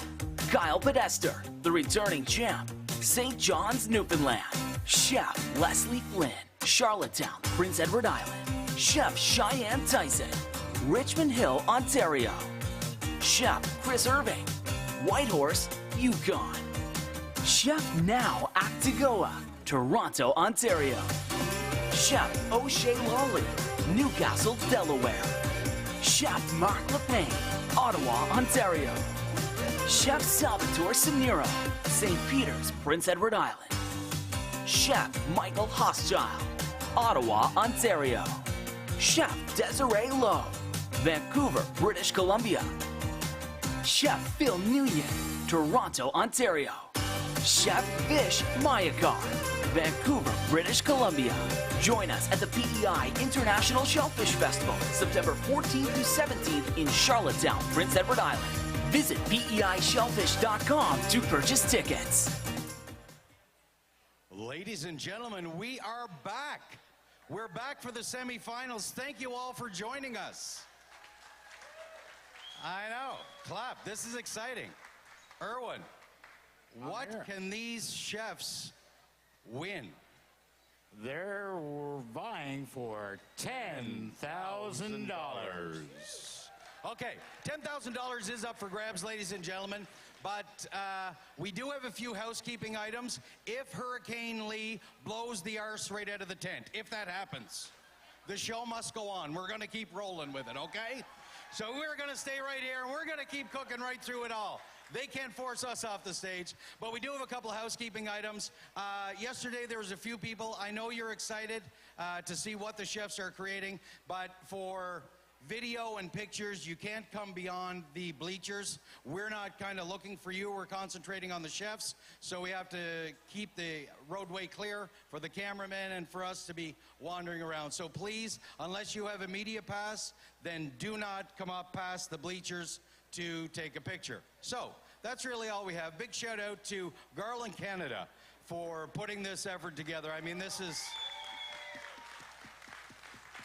Garland has been doing this for a number of years here at the International Shellfish Festival, and you know, without the support of them, without Cisco, without Canada's Smart Kitchen, none of this would be possible. The Culinary Institute of Canada for all their help in putting this together, setting up the kitchen, the temporary kitchens, and helping them out, being sous chefs, asking as, being timers for the competition. So really is all hands on deck effort to make sure that this rolls as smoothly as possible, and then they put a guy that knows nothing about cooking up here to tell you about it. So that's good, eh? But that's why we have Chef Irwin, executive chef of Papa Joe's from right here in Charlottetown, and the 2018 PEI Chef of the Year. Hi, welcome everyone. So, Irwin, we have some distinguished guests that have a very difficult job of judging the competition. Why don't we take a minute and have you introduce them? Thank you, Rob. Yeah, they don't have an easy job, I'm sorry. We have with us all the way from Vancouver, Chef Mark Singson is here to help us today with the judging. So, Chef Mark, what are you looking for from the competitors today that maybe was different from yesterday? Definitely no repeats from any of the dishes. Maybe no pickled mussels, please. That should be good. Okay, we also have Chef Natalie Rosen from Halifax, down Easter. Woo! And Chef Natalie, what's your take on today, and what would you like to see? I want to see tasting as we go. I think a thing to keep in mind is that we're tasting all the components individually as well as your composed dish. So a reminder to taste that way as well. Okay, thank you, Chef. And of course, we've got celebrity chef Corbin here with us all the way from Toronto. He's been here all weekend and even before that. And he was big, he was a big factor in the Feast and Frolic dinner that I had done a few nights ago. So welcome, Chef Corbin. So let's hear from you now. What do you like to see today?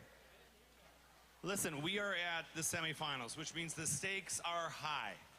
Yesterday, you had an incredible feat. You competed, you've made it to round 2. Now you've got to ramp it up even more. So as Mark had said earlier, we don't want to see a repeat of yesterday. So if you fried something yesterday, don't take the easy route and fry again today. Remember to try and incorporate as many of the shellfish as possible. You have 5 to choose from. You're going to be judged on presentation and taste and all that stuff. But we're looking for the creative use of not 1, not 2, but 3 or more of that shellfish. So you've got crab, you've got oysters, you've got lobster, you've got mussels, and what have I missed? Clams. So let's try and incorporate as much as possible. I'm looking for textures, we're looking for height, we're looking for temperatures, we're looking for clean plates, and we want some damn good food. And if there's anybody that can do it, it's the 6 of you. Are you guys ready to compete? Absolutely. Thank you very much, Chef Corbin and Chef Mark and Chef Natalie. Now, chefs, you did hear what they are looking for. If you fried something yesterday, try not to fry again today. They want to see as many of the 5 main ingredients that you must use. You must use 3, but they want to see as many as possible. They want to push your boundaries, and they want to see the boundaries of them all. So right now, ladies and gentlemen, direct your attention to the monitor, and let's roll the first video and meet our first chef.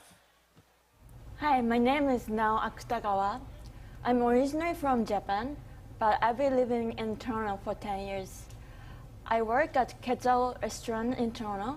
I'm chef de partie on Komao Station. I make tortillas. With the 10,000 prize, I want to go to Europe and see many culture and experience many food there. Thank you.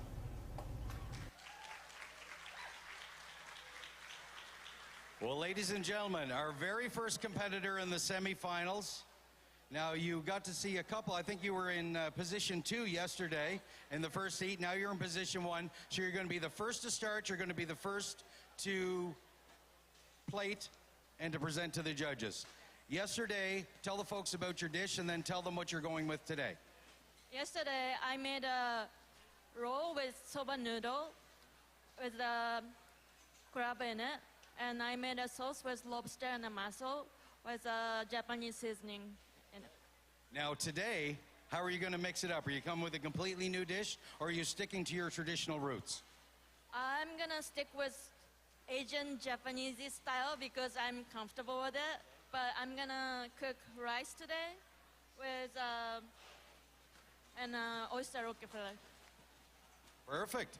Sounds delicious. Can't wait to see what you prepare. So you're from Toronto, or you're in Toronto, Ontario now. Why don't you tell the folks where you're working at and what they do there at that restaurant? I'm working at the Quetzal restaurant. It's located downtown in Toronto. We are a modern Mexican restaurant. We actually got a Michelin star last year. Wow, modern Mexican with a Michelin star. It's not your average Taco Bell, is it? No, not at all. And you've been in a number of competitions. You were runner-up at the Garland Canada Chef Competition, the Restaurant Canada Showcase, as well as first place culinary competition of the Massey Center's Young Mothers Gala in 2017. Why don't you tell the folks about your competition experience and how this compares down here? My very first competition was the Mother's Gala. I was in school at that time. I teamed up with a professional chef, and we made 200 canapes for the voting.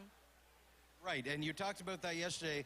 200 different dishes that you made up. Everybody that was in attendance voted on that, on those dishes from all the chefs, and you, young lady, came out on top. Congratulations. Very talented chef, ladies and gentlemen, that we have here.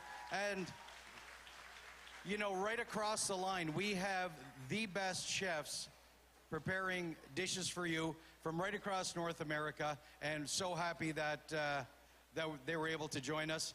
And where are we at now for? We can count her down. All right, are you ready to cook? Let's go, chef. We got this. All right, ladies and gentlemen, when Chef Sharon puts her hand up, please count her down in 10, 9, 8, 7, 6, 5, 4, 3, 2, 1. Ladies and gentlemen, she's off and running. Chef Now is the very first chef. 45 minutes later, we'll see what she has. Let's roll the video. Hi, I'm Chef Kyle Potter from Mobile, Newfoundland. I'm the executive chef and owner of Fork Restaurant. And if I won the $10,000, I'd add a second story to my shed.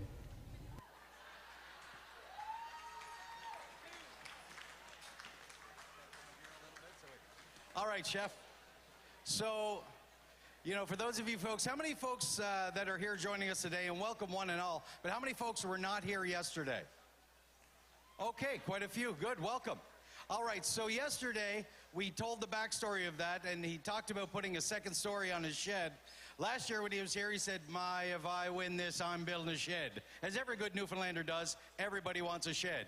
And for those of you who don't know what a shed is, well, let me tell you, that's a little outbuilding in your backyard. And it's done up pretty nice. A lot of times there's cable TV out in that. It's kind of a place where you can go and hide. So when you absolutely make your spouse or partner angry, you head to the shed and do it in a quick fashion. I'll tell you that. So now he's getting all bougie. Last year he won this competition. He's the defending champion. He had $10,000. He built his shed, and now if he wins again, he's got a 2-story shed. He's going to be the talk of Newfoundland with a 2-story shed. Ladies and gentlemen, Chef Kyle Puddester.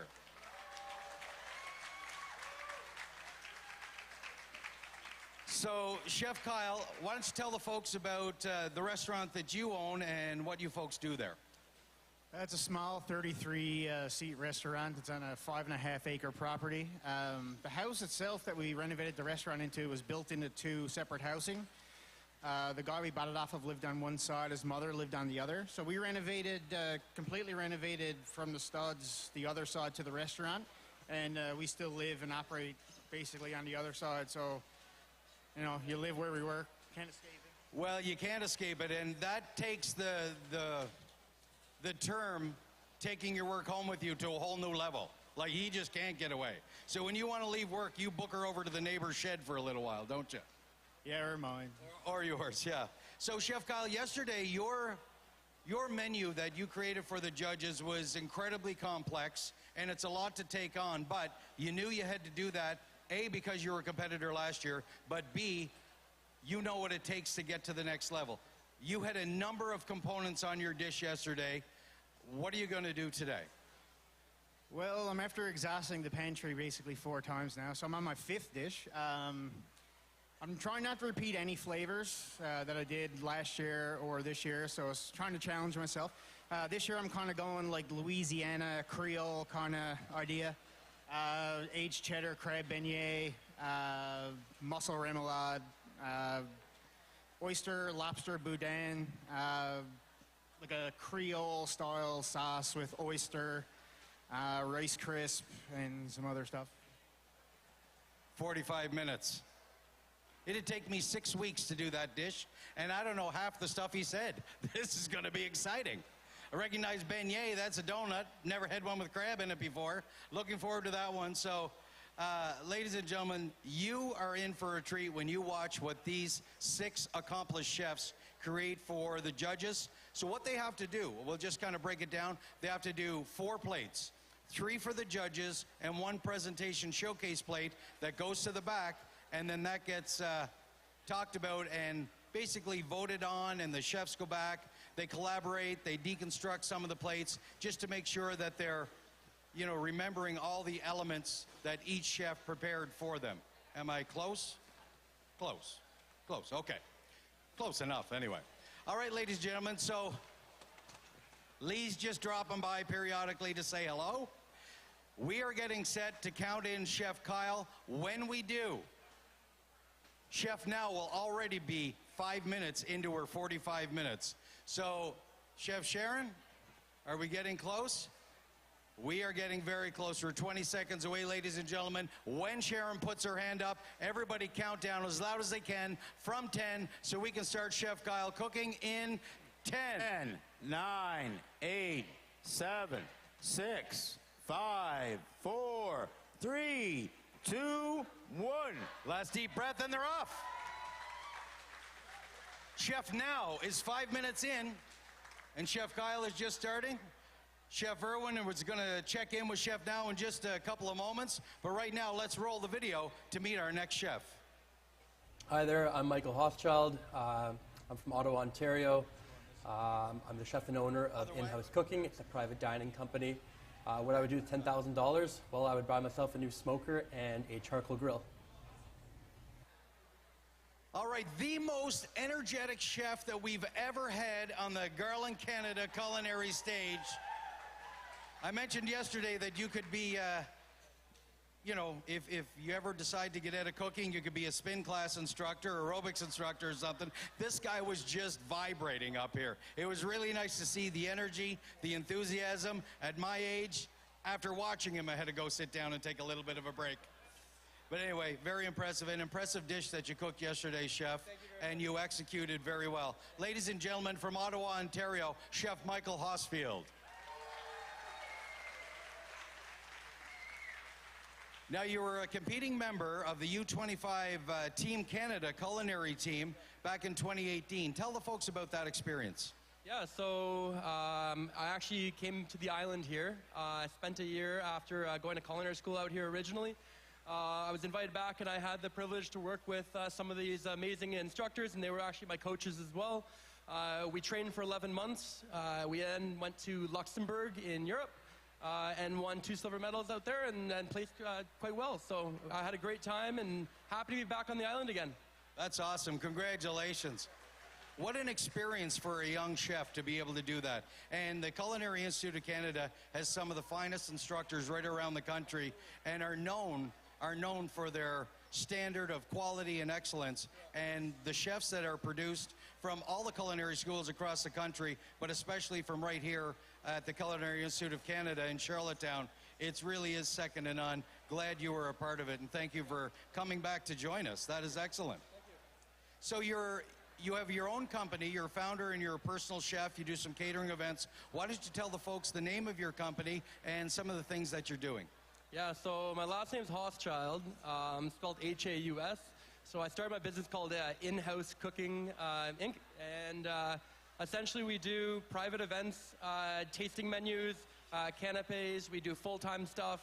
Just for whoever wants to hire us, we'll go to your comfort of your own home, and we'll just create a cool menu for you and with these great dining experiences. That's excellent. And ladies and gentlemen, I mean, for those of you that are watching, how amazing would it be if you had a dinner party at your home and you had a chef of Michael's caliber or any one of these chefs' caliber come into your home, you didn't spend the whole day fretting and cleaning and getting ready and wondering what you're going to do, and then you have to prep all the food and cook it. These chefs will come right into your home and they'll make an amazing dining experience for you. All you have to do is sit, host, enjoy some beverages of your choice, and they take all the work off your hands. Pretty incredible, isn't it? What a great experience that would be. So I guess not. Nobody likes that. Everybody just wants to prep their own. Anyway, so to heck with you. Good luck with your company. No, I'm just joking. All right, ladies and gentlemen, so we're getting set. We're getting set to count Chef Michael down. You've got just over a minute before you start to cooking, before the fever really hits. Quickly, what are you going to be doing today that's different than yesterday, and what are you preparing for your judges? Yeah, so I'm going to make gnocchi in 45 minutes. However, instead of using a traditional potato, I'm doing a maritime gnocchi, essentially, and the stabilizer to bind together the gnocchi is going to be lobster and crab mousseline. That's going with a beautiful sauce that's got some shellfish and some dill. I got pangrattato, lots of great flavors, and I hope the judges are going to enjoy it. Wow. A gnocchi in 45 minutes. Nice. Kind of got to watch out. We're a lot tighter here. Sorry, I had to jump in front of you, Stevie. We're a lot tighter here because the end of the tent might cave in on us. They had to move some of the equipment up, so we don't have near the room behind us. Sorry, Chef. Just didn't want to get into Chef Now's way. We're getting set to count you in. Best of luck to you. Keep an eye out, and let's start. 10, 9, 8, 7, 6, 5, start. All right, ladies and gentlemen, Chef Michael is off and running. Chef Irwin, why don't we check in and see how Chef number 1, Chef Now, is doing? Yeah, she's at a steady pace here. She brunoise, very, very finely diced some leek earlier. She has that sweating off in here. She has some lobster tails cooking here. She took a couple of strips of bacon out of the oven. We've got some shiitake mushrooms that are sliced, shallots, chopped green onions. Yeah, definitely we're going with an Asian flair with soys, some ginger, some hot peppers, and yeah, she's looking to be very composed and under control. And Chef Kyle has taken his work to the back station, so whenever he comes back to the front, we'll check in on him. Ladies and gentlemen, time now to introduce our 4th chef. Direct your eyes to the monitors and let's roll the video, please. Hi, I'm Chef Marc Lepine from a restaurant called Atelier in Ottawa, where I am the head chef and the owner. If I was to win the $10,000 grand prize, I think I'd buy myself a new kitchen knife. It's been a number of years since I got a nice new knife. Well, ladies and gentlemen, joining us, Chef number 4, Chef Marc Lepine from Ottawa, Ontario. 2018, you were named Canada's most innovative chef, and yesterday, I will say it, you went out on a limb like no other in this competition. People put in hot food, you put in hot food. And it panned out for you. You executed perfectly. So tell us what you're going to be doing today. Are you going to push those boundaries again and try a dish that's a little bit on the hotter side, or are you going to bring it back and try something completely different? No, I'm doing, yesterday I went a little bit more rustic, just wanted those big popping flavors. Same today, but I want to refine a little today and do something that looks a little bit more like what I would do on a daily basis at Atelier. So, as you know, the judges said, it's time to turn it up a notch today, and that's what I'm planning on trying to do. Well, you don't get the Distinguished Award for being Canada's most innovative chef if you don't push the boundaries. And, you know, it's exciting to see what you do and how you do it. It's almost, ladies and gentlemen, if I could describe this, watching you yesterday, it was like a surgeon in the operating room. Everything was very precise. Everything was very calculated. The station was clean. It was an excellent time management, and that's key. That's very important. 45 minutes isn't a long time. And in only 45 minutes, you created an amazing dish. So today, you're going to stick to a little bit about what you do on a day-to-day basis. Can you share any secrets as to exactly what that might be? Yeah, I'm just going to go for definitely a little bit more visual today. Not meaning I'm not focusing on the flavors. That's always number 1. But I'm going to make a lobster and crab salad. I'm going to wrap that in cucumber and a clear nockcham veil around it. I'm going to make a clam herb sauce, a really big, bright clam sauce, lots of herbs and acid. And then I'm going to make an oyster mayo. I'm going to fry some shallots, some pickled lobster. I think that's everything. Well, I think that's enough. You only have 45 minutes. That's amazing. And an oyster mayo, that's going to be interesting. Can't wait to see that and what you do.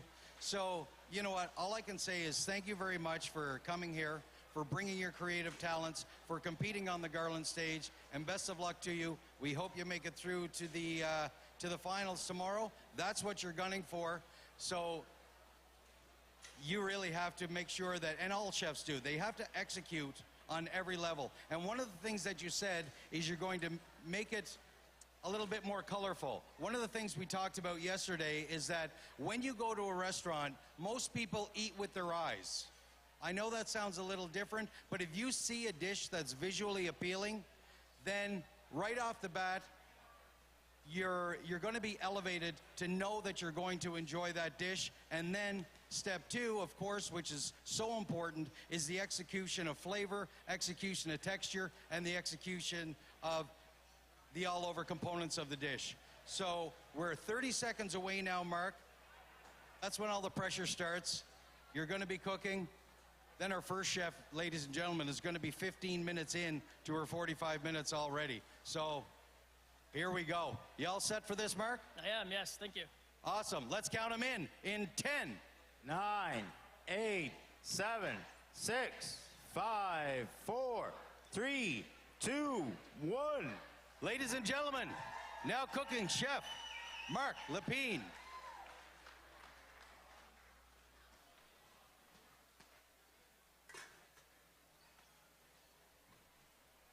All right, Chef Irwin. How are things going at the back there with Chef Kyle? Yeah, he's got his just partially cooked lobster tail, pureed. He's mixed it with some other chunky pieces of lobster. I think he has some crab in there too as well, Chef? No. Oh, oyster, pardon me. And now he's rolling it into like the sausage shape, getting ready to poach. Yeah. All right, Chef Kyle. Well, let's meet our fifth, or Chef Irwin, let's meet our fifth chef. Ladies and gentlemen, please draw your attention to the monitor, and let's watch the video. Hi, my name is Des Lowe from Vancouver, BC. I'm currently a private chef for my own company, Chef Des Lowe Catering. And what am I going to do with $10,000 win? I'm going to save it because inflation is real. Well, ladies and gentlemen, it gives me a great honor to welcome back Chef Desiree Lowe. And Chef Lowe, you don't have the traditional background where you knew right from the get-go that cooking was your passion, even though it's always a hobby and something that you and your family did, as you explained yesterday. Chef Lowe had the most interesting journey to get here. She was an investment banker in New York. She's a big BlackBerry fan. Loved getting hit on by all the other folks in that world. So she said, you know what? That's enough for me. I'm going to trade in my banking hat for a chef's hat. Tell us about that amazing journey, Chef. I mean, money can buy you happiness, but, you know, it can buy you a lot of things, but it really cannot buy you happiness. Like waking up in the morning, going to work, cooking for people was a lot more satisfying than, you know, going to a bank and crank out spreadsheets. That might be other people's passion, but it's not mine. Yeah. Very nice. So actually, we're just coming in where there was an issue with one of the chefs, so we're dealing with that, and that's what we deal with on the fly here. So Chef Des wanted me to just pass along this information. She is single. Anybody's interested? We have a sign-up sheet. No, we don't have a sign-up sheet. We'll get you hooked up, girl. We got you. We got you. Okay, so yesterday you kind of stuck to your roots. It's, you know, you were trained in French cooking with your Asian roots as well mixed into that. What are you going to do for the judges today? So today I'm going to bring something that I've been eating since I was a child. It's called Hainanese chicken. So usually it's made with poached chicken, but today I'm going to put a spin on it. Yesterday I did poach the all the seafood, but today, you know, it's not Chinese food without sauteing and stir frying. So I'm gonna add some last minute stir fry to it and make a flavorful rice alongside with it. Because rice is life. Rice is life. Very nice. Well, that sounds amazing. I'm looking forward to, holy jumpins'. Oh, don't mind that, that's nothing. That's just 3 porta potties hit the back. He just screamed like a little girl. It's okay. She's got me. That's all. I just want to be held. I just want to be held. That's all. Folks, and this is what we love to see. Can you imagine the calmness, the personality that shines through in Chef Des? She is competing for $10,000 here, and she still has the mindset to be able to joke and really show her personality. And that's amazing. That's a talent in itself, because it's one thing when you're preparing food in your own home kitchens. It's another thing when you're preparing food for others in a restaurant setting. But when you're on this stage, it's like nothing else. None of the equipment is the same that you're used to. You got a fat guy with a microphone in your face. You got a TV camera with rub the Buddha for luck. That's awesome. Okay, you got a TV camera in your face, the lights, everything's different. And your personality is shining through. It is a real pleasure, and I can say that from the bottom of my heart. It's a real pleasure having you on Prince Edward Island and joining us for this competition. And we wish you nothing but the best of luck. Ladies and gentlemen, a round of applause. Let's hear it for Chef Des. Now, are you ready to get going? Are you ready to do this? All right, ladies and gentlemen, when Sharon puts her arm up, we're going to be counting her down in 10, 9, 8, 7, 6, 5, 4, 3, 2, 1. Ladies and gentlemen, Chef Des Lowe.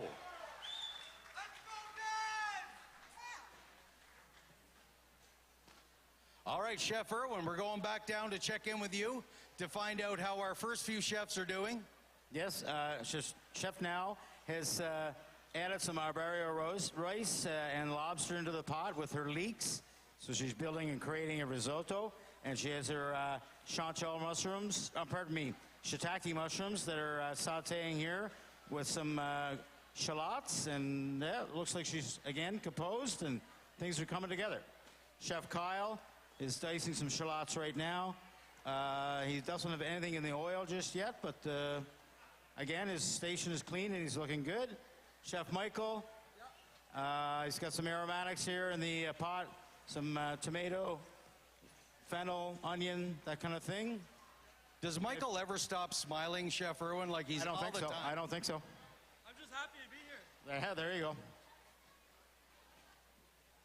All right, ladies and gentlemen, please direct your attention to the monitors. Time now to roll our final promo video and meet our next chef.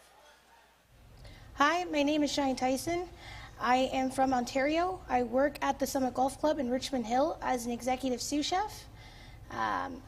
If I won the $10,000, I would invest it into my catering business that I've been trying to get off the floor.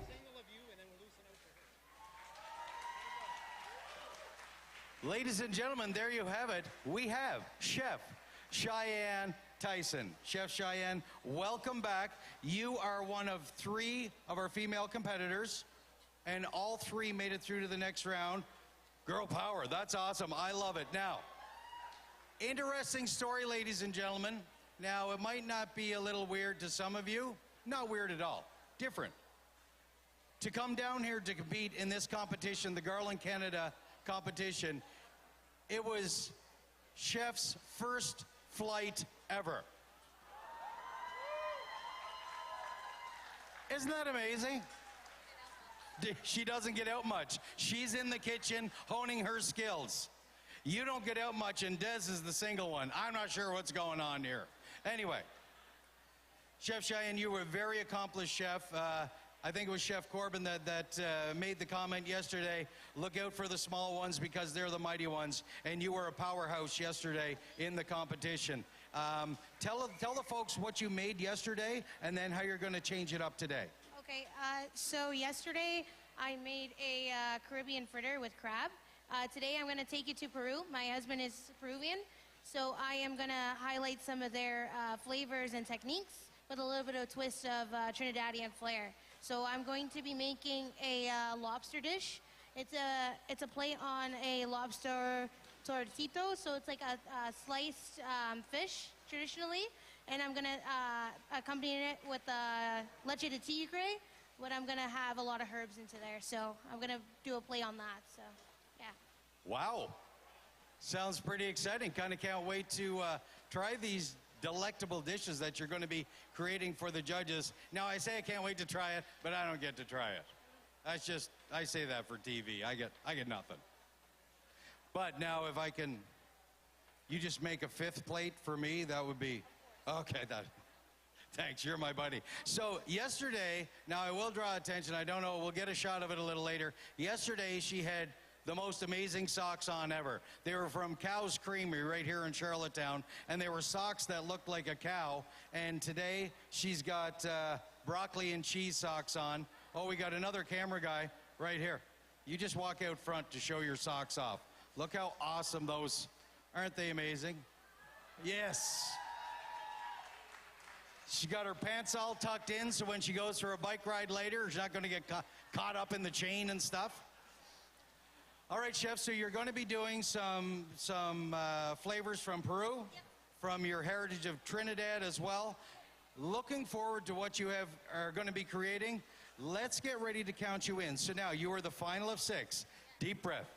Breathe in, breathe out. Okay, remember to always just breathe. We're here to have fun. We're here to execute. You've proved your worth, and you deserve to be on this stage. And ladies and gentlemen, please join me in counting her down in 10, 9, 8, 7, 6, 5, 4, 3, 2, 1. Ladies and gentlemen, our final chef in the Garland Canada Chef Challenge, Chef Cheyenne Tyson.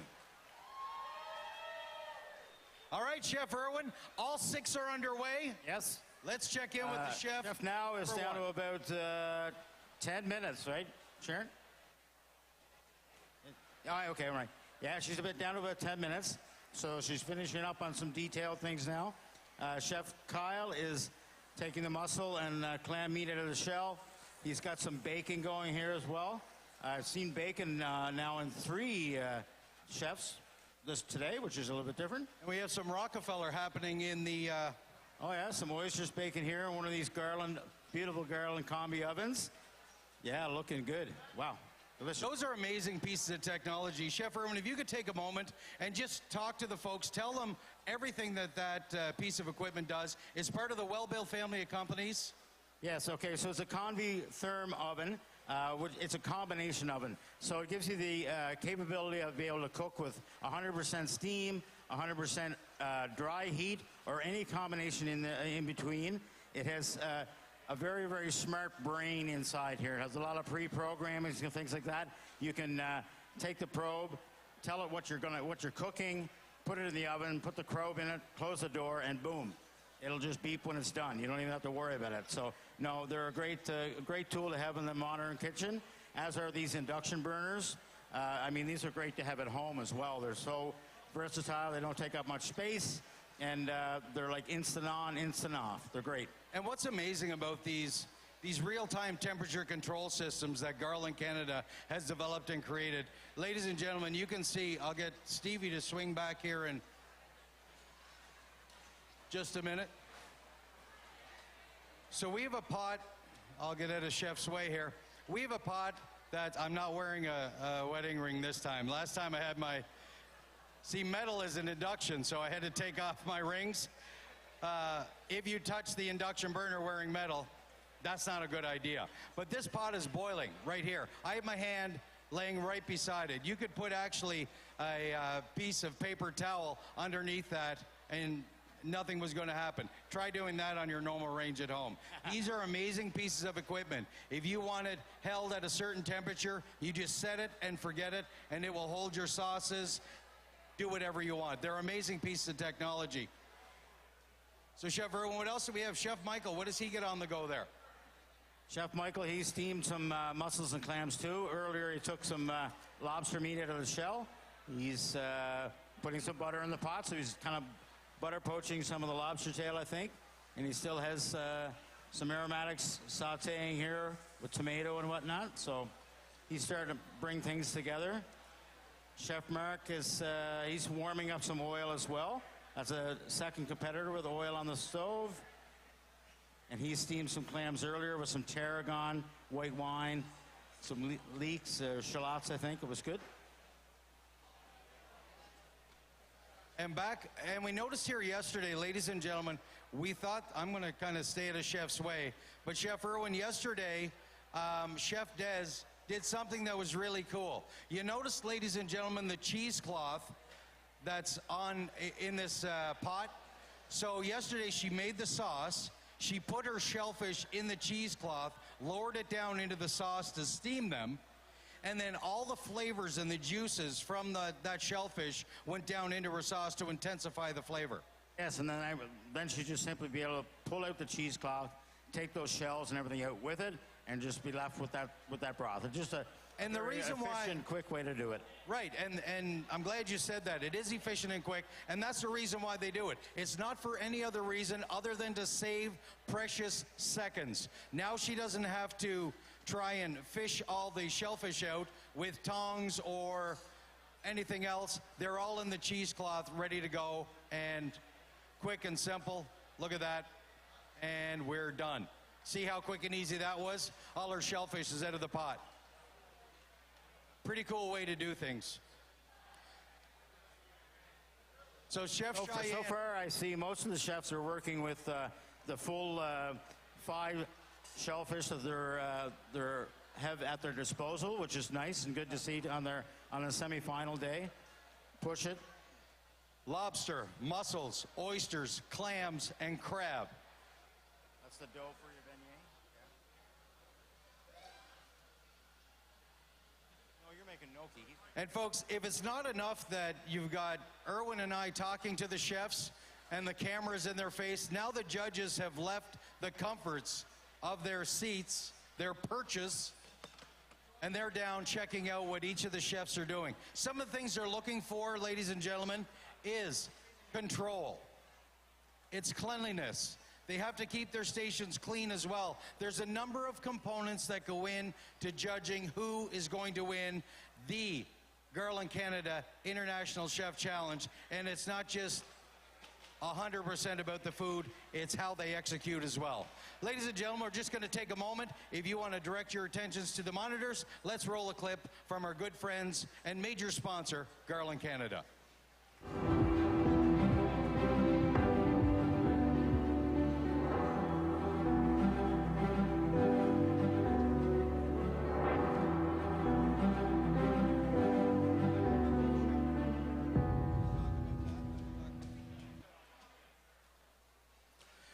All right, ladies and gentlemen, we're going to check in with Chef Erwin now. Chef Erwin has, I know a lot of you are kind of wondering, yes, we have 3 judges, but what are they actually marking them on? So Chef Erwin's going to break down the score sheet for you. Yes, thank you, Rob.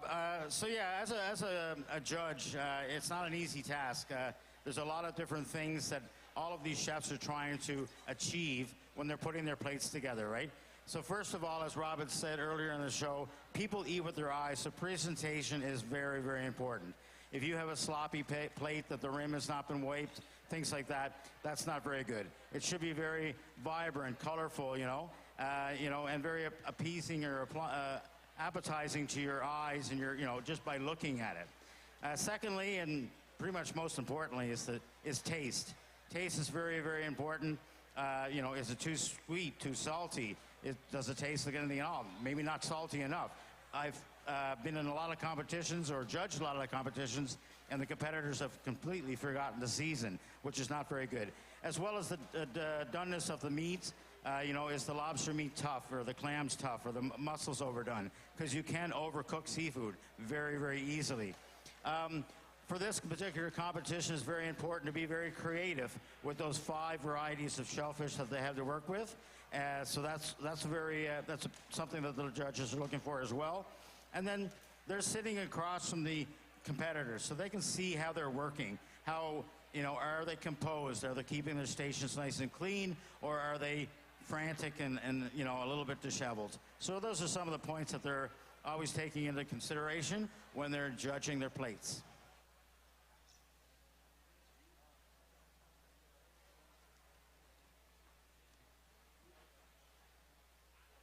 Okay, Chef Erwin, I was just at the back trying to stay out of their way. Like I said, there's not a whole lot of room here, and these chefs are working feverishly. Sharon, what kind of time do we have left for Chef now? 17 minutes. No, 12. 12 minutes left. Wow. Folks, we talked about it earlier, how quickly this time flies. Each chef has only 45 minutes. Chef now is down to 12 minutes left. Some of these aromas are absolutely amazing that are coming from these dishes. Chef Michael has his gnocchi down. Behind you, Chef. Yeah, Chef Kyle had cooked down rendered down some bacon, and he added some peppers to it. And this is sort of where the Cajun Creole part is starting to come in. I'm not sure what's in there, but it smells delicious. Chef Michael doesn't look like he's doing anything. Chef Michael's just he's got his gnocchi formed.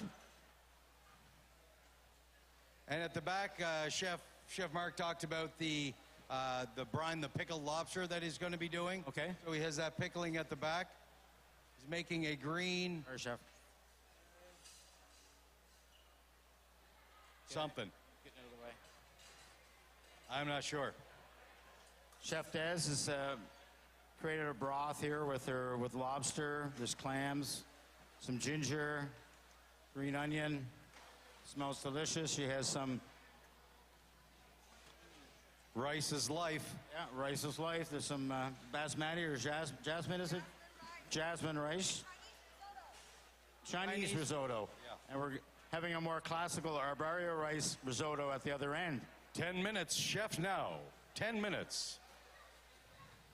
And how's Chef Cheyenne doing? Cheyenne, she's got some leek and other aromatics in a dairy-based broth here. She has some lobster in with some other tomatoes, you know, other ingredients I can't really pick out, but it's all smelling really delicious, coming together. So all these wonderful ingredients that get delivered to kitchens right across the country, Erwin, couldn't be possible without our good friends and sponsor, Cisco. So ladies and gentlemen, please direct your attention to the monitor, and let's hear a word from our friends at Cisco.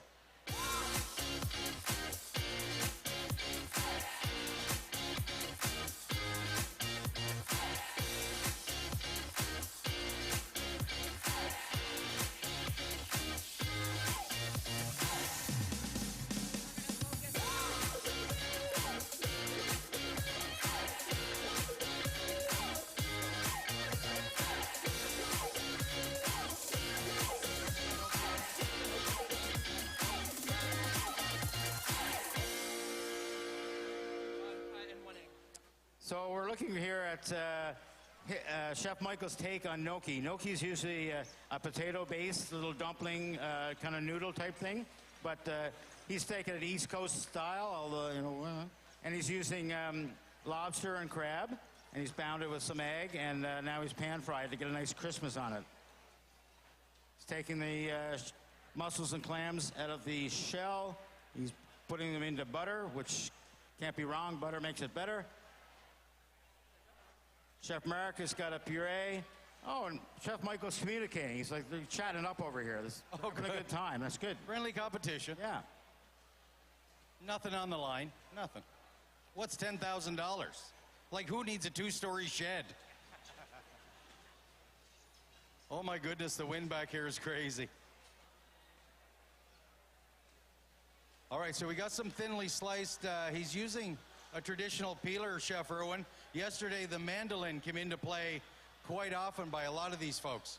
Yeah, he's basically using his veg peeler as a mandolin, making thin strips of cucumber. He's probably going to be rolling something inside. Guessing. All right, Chef Erwin, why don't you head back to see Chef Kyle to see what's happening back there? So, yes, Chef Kyle now is just starting to fry his beignet. Just starting to form them, get them in the fat. So we know he's getting close to, you know, time. Okay, everything's going well there. We're at about 6, 7 minutes there on the chef on the end before plate up. So we got just under 7 minutes now for our first chef. Yes. That 45 minutes is just ripping through. She has been starting her plate up at the back behind her workstation, which is quite admissible, no problem there. She's putting her risotto on the plate, starting the garnish for that.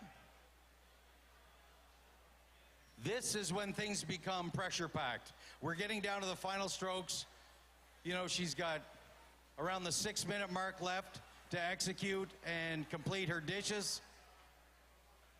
She's going with the oyster Rockefeller? Yeah, the Rockefeller are going on the plate now. They smell delicious.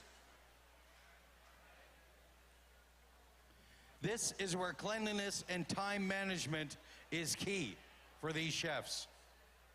Yesterday, we ran into a couple of chefs that once the time was done, they weren't done completing all the components of their plate, and then they're done. They can't put that on. Yeah, time management is crucial. I mean, you can think about what you're going to do all day long and sleep on it and whatnot, but if you can't actually pull it off within this 45 minutes, it just, you crash and burn. So that's not good. We don't like to see that happen. Erwin?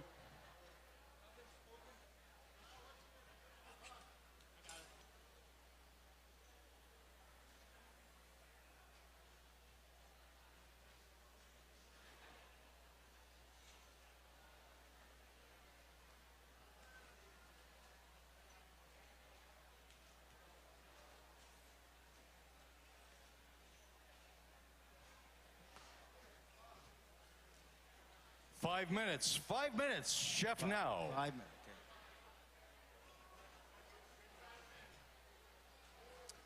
She's topped her risotto with a fried noodle.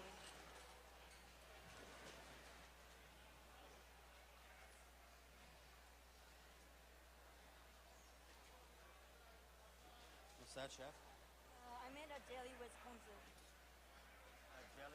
So as added pressure, Chef Irwin is talking. Okay, she's got a ponzu jelly that's going on the plate as well, or going on the oyster, the baked oyster.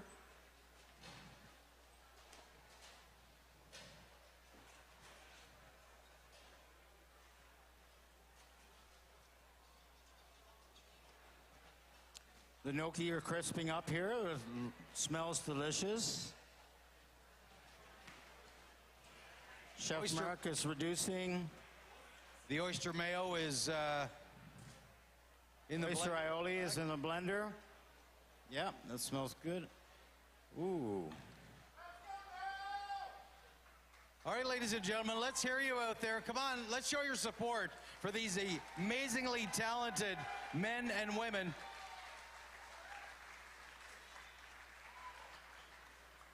You know, there's a reason why Chef Mark was named most innovative chef. We're seeing techniques on this Garland Canada stage that we've never seen in competition before, and it's really fun as a fan of these competitions to watch the creativity of not only Chef Mark, but each and every one of these chefs all the way down the line. Yes, I'm not sure what he's got going on here. It's molecular gastronomy for sure, but I can't say for certain what's on this silpat or the... It's whatever that reduction was, he poured it onto a clear mat. Yeah, it's like acetate paper, you know, sort of non-stick. Non-stick. It's so used we're- a lot in pastry, chocolate work and things like that. But Okay. it'll peel off. Whatever's on there will come off easily. Nice. So we're under 3 minutes now, ladies and gentlemen. I told you that time flew by for our first chef. We're at 3 minutes, 8 minutes. And Chef Kyle is 13 minutes. Where's the beignets are cooking quite nicely. We're 2 minutes? 2.5 minutes for the first chef. 2.5, okay. So that's about 7.5 for you, Chef. Chef Mark's making some onion rings. What's Chef Michael up to? A snack for you and I, is it? It's a snack, yeah. Can I get some ketchup to the stage, please, for after? Chef Des has got some cucumbers. I think. Okay. Put Just some kind of a quick salt. pickle, yeah. Yeah, just a little bit so to draw out the liquid. Yes. It will be crunchy later. Delicious. Interesting. Now, Chef Diane? Cheyenne is at the back. She's Diane's got some... got What? a blender here ready to go with a bunch of herbs, some ginger, leek.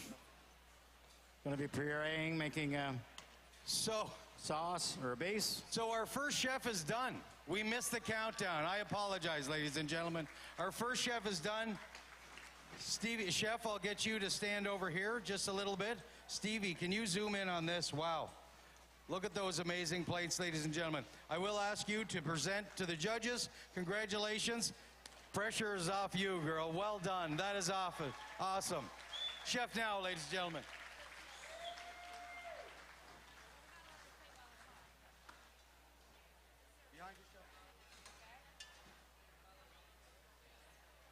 Look at these beautiful plates that are coming in front of the judges.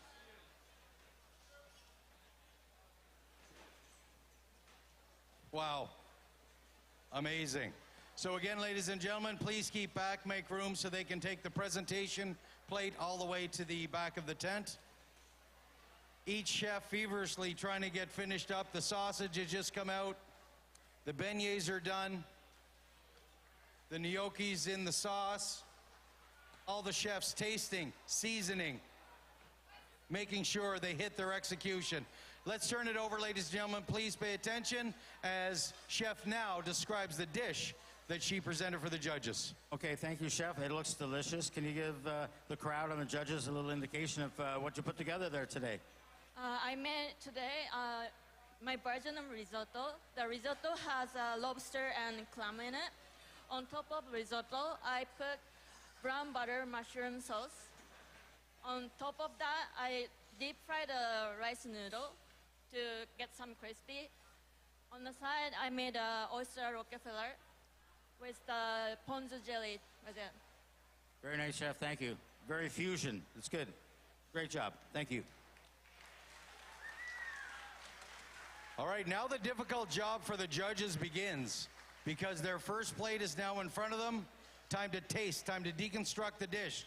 As the rest of the chefs are feverishly working, Chef Kyle is going to be next up, and Chef Kyle has 4 minutes left. 4 minutes and a couple of seconds left to put his dishes together. The 4 plates. Chef Michael is taking his plates out of the oven. He was warming them up. That's a very key thing to do in competition. Warm the plates up. The wind is blowing. Those plates are going to be cool, so they want to make sure that the food goes to the judges in their optimal temperature. By warming the plates, that will maintain the quality of the product that they're presenting to the judges. Also, it's a nice thing to do when you're at home, too. Throw the plates out if you're having a dinner party, warm them up a little bit, and then start serving your guests. So Chef Mark now has that wrap cut. He laid down some cucumber.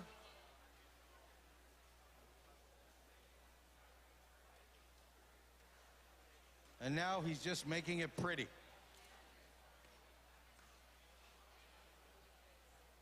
The techniques, the quality of the cooking that are shown by all of these people are incredible. Chef Kyle's at 3 minutes.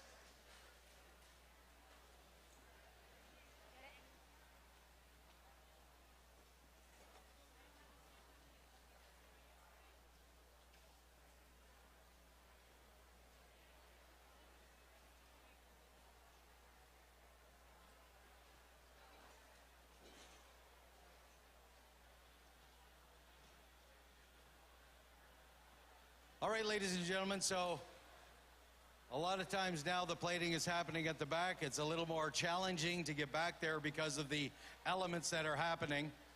So we're going to try and have Chef Irwin describe it as best we can.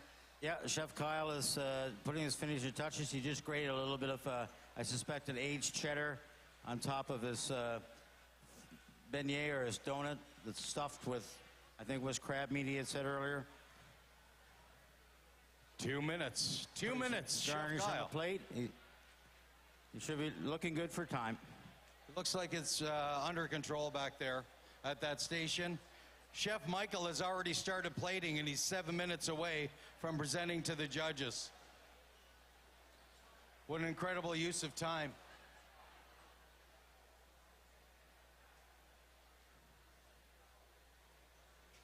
Chef Mark has a...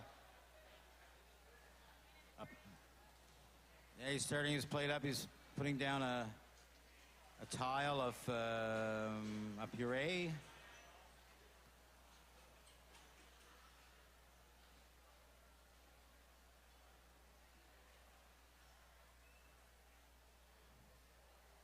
And he's got pretty cool what Chef Mark is doing. Yes, he's taken that acetate paper and he's 1 minute. put a Chef design Kyle. in it, and now he's putting that on the plate to elevate the garnish.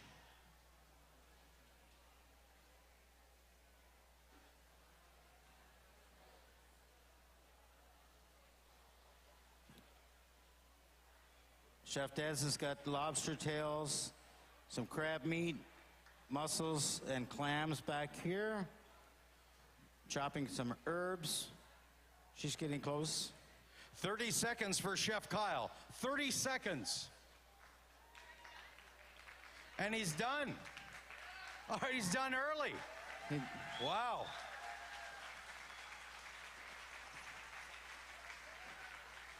Okay, we'll get Chef Kevin. Chef Kevin, oh, there he is.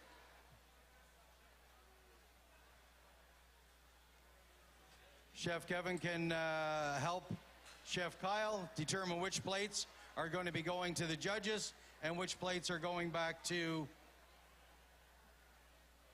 the display table. So at the display table, not only do the judges get to look at those plates again afterwards to try and determine and recall their memory of what it tasted like, but we also have a photographer at the back, and they take pictures of these amazing dishes, and we use it for all our promotional videos on social media and print media throughout the year.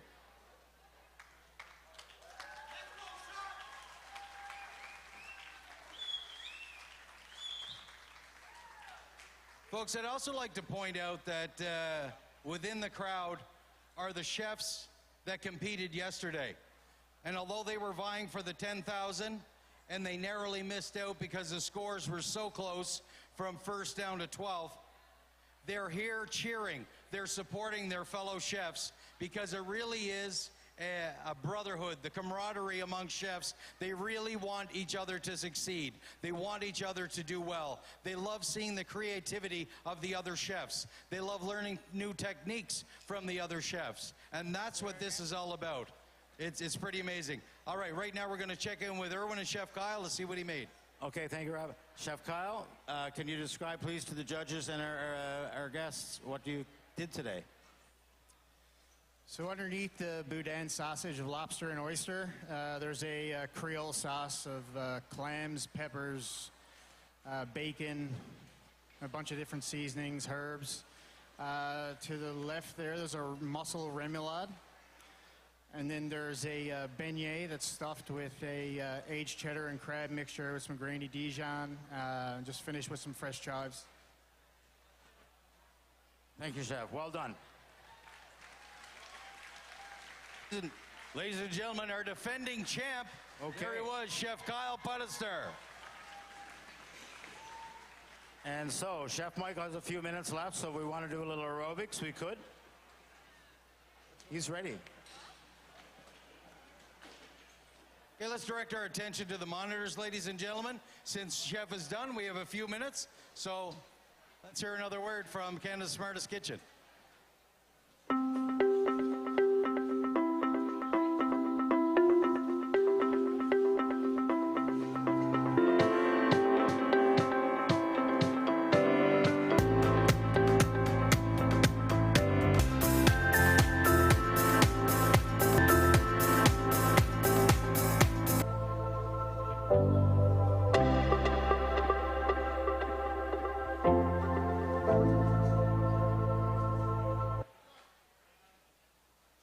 Well, this is amazing. This is a real treat. You know, he was done like 4 minutes early. That's unheard of. We're going to give you 45 minutes to create a dish to get you a chance to get into the next round to shot at $10,000. And what does he do? I'll do it in 40. No big deal. Beautiful dish, as you can see by the monitors, ladies and gentlemen. Vibrant colors. You're going to be explaining your dish a little later on, but how did you feel today when in comparison to yesterday? I know you finished early, but executing the various components of your dish. You know what? I'm against such amazing chefs here. I'm just here cooking with love and happy to be here on the island. If I move on, I move on. If I don't, well, I had a great week and good meeting everyone and met a lot of friends who I'm going to have for life now. So that's basically it. Yeah. Excellent. And you know, it's just what we talked about, the camaraderie that we have here amongst all these chefs. Amazing personalities, amazing talents, each of their own right. And, you know, we are so fortunate to be able to host a competition of this magnitude right here in little old Charlottetown, Prince Edward Island. Again, thanks to the chefs that make it possible, but a big shout out to Mary and her team at Garland Canada, a well-built family of companies, for bringing it all together and making it possible.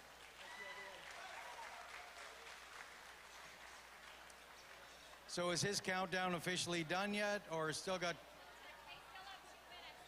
They still have 2 minutes. Okay. So we have 2 minutes. While we are, why don't you tell the folks, you know, about your whole experience? You were flown into Charlottetown PEI. What are some of the things that, as a chef coming to PEI for the first time, you got to experience? Well, I lived here for a few years. However, I never really got to experience all the things that the island had to offer. When we got here on Wednesday, we had Thursday all day where we got to go see a whole bunch of great suppliers and different farmers and all these people around the island. And it was such a treat to learn about like the terroir and everything that the island has to offer. We got to go to the beef place. We got to go to Mussel Boat. There was Raspberry Point. That was super educational, as well as potatoes. And then we also got to eat at a bunch of great places. But it's been just such an honor. I was a runner here in 2018, and to be on the stage right now, it's pretty special, and I'm very honored. Well, that's awesome. From the back of the house to the front of the house, this is... So that's nice going from the pan to the fire. All right, so Chef Kyle, the judges are ready for, or Chef Michael, sorry, the judges are ready for you. They're done with Chef Kyle's plate. We have a presentation plate. Chef Kevin.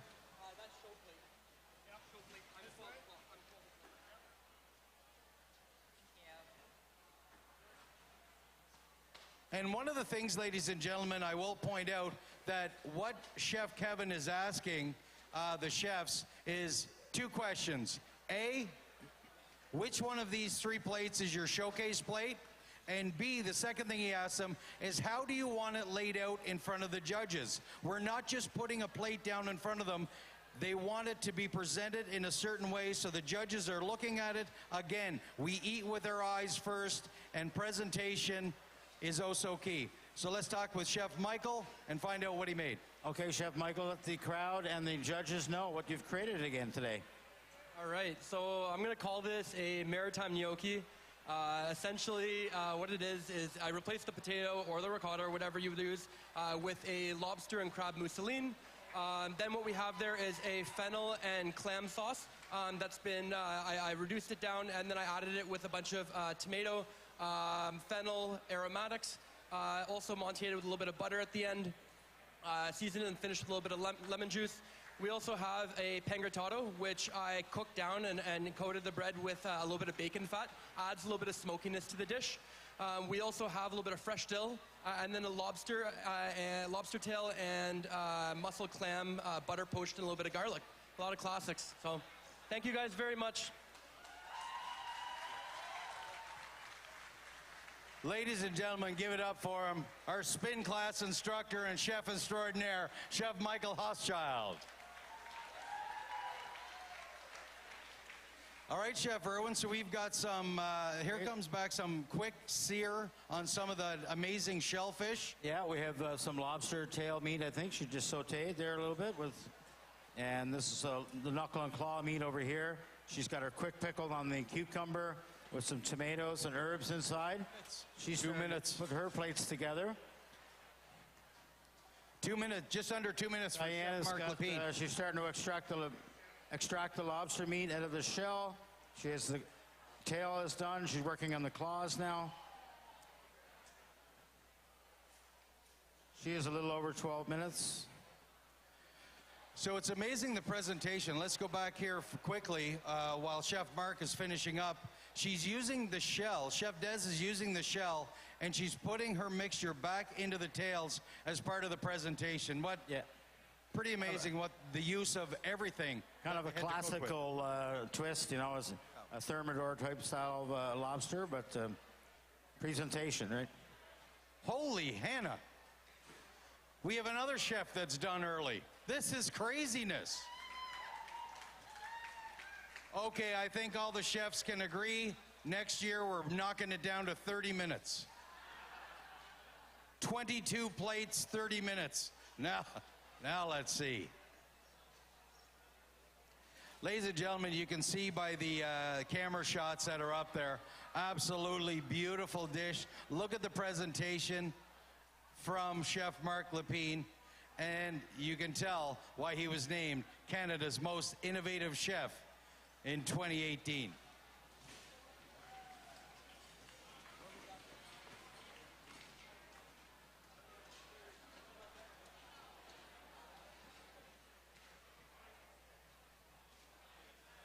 Okay, so Chef Mark has 15 seconds left. So we will get Chef Kevin. Kevin is ready. We'll determine which one his show plate is.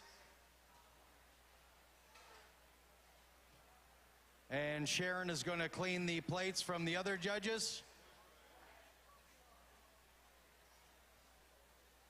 That's the presentation plate. And this is 12 o'clock, Chef. And now we're getting ready for Chef Mark to present. Ladies and gentlemen, give it up for him, Chef Mark Lepine. Top. Behind you.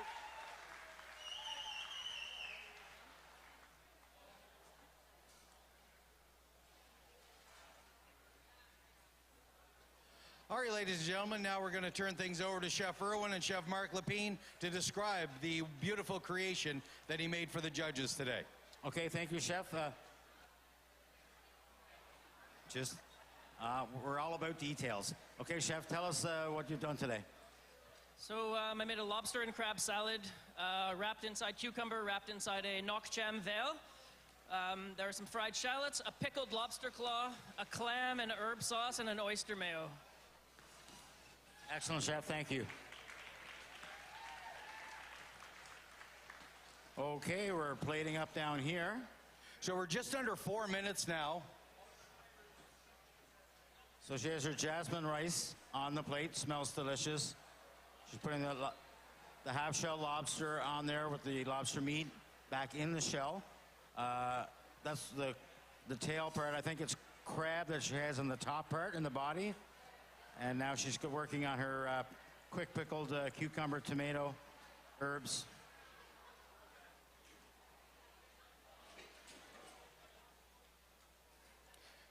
Look at the beautiful color of the pop of those cucumber. We had some onion rings earlier, Rob. We got some potato chips down here now. Nice. Onion rings and potato chips. I love it.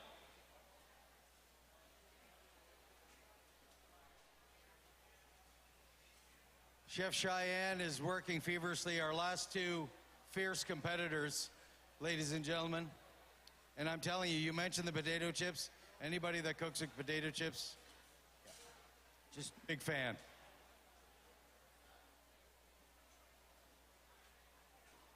Everything's being plated so meticulously. And they're all so composed, and time is like, they're within their time, well within their time. Amazing showcase of talent, time management, and cleanliness displayed by each and every chef here today. Yeah. I remember the year I was in this. I wasn't that composed. You weren't that composed? It was pretty frantic. Okay, so Chef Irwin, you were in competitions like this. Why don't you just explain quickly to the folks, we just got a minute and a half left, to what it's like as a chef, what's going through your head, not only while you're cooking, but leading up to it? Well, I mean, like I had kind of said earlier, first of all, you should never try something new in competition, new to you. Like if you've never made gnocchi before, like Chef Michael did, well then don't try it in competition. That's one thing, a piece of advice I would give you. Also, be true to yourself and realize and know what can you accomplish in that 45 minutes, because it just goes by so quickly. So that time management, I noticed on everybody's workstation, they had their timelines, like their little sheets. What do I do first? What do I do second? You know, and you got to stay focused on that and not try to lose course. So we've got just over a minute. We're about a minute and 10 seconds in now, or remaining for Chef Des. She has the butane torch. I'm getting the hell away from her because she's scaring me.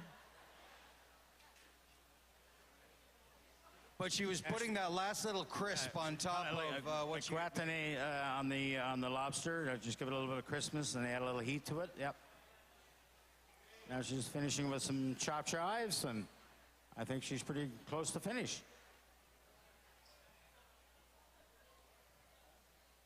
40 seconds.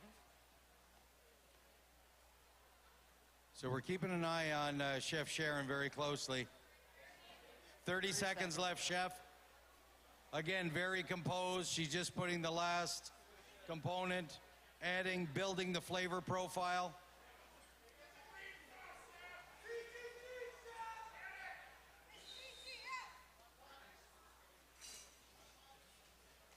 Let's count her down.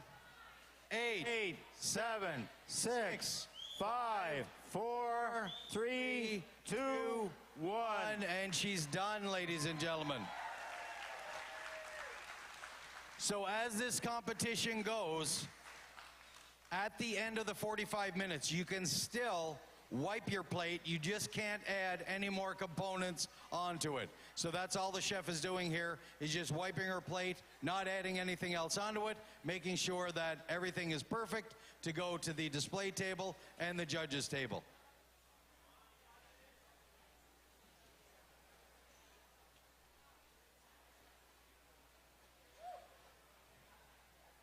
So now, Chef Des is done.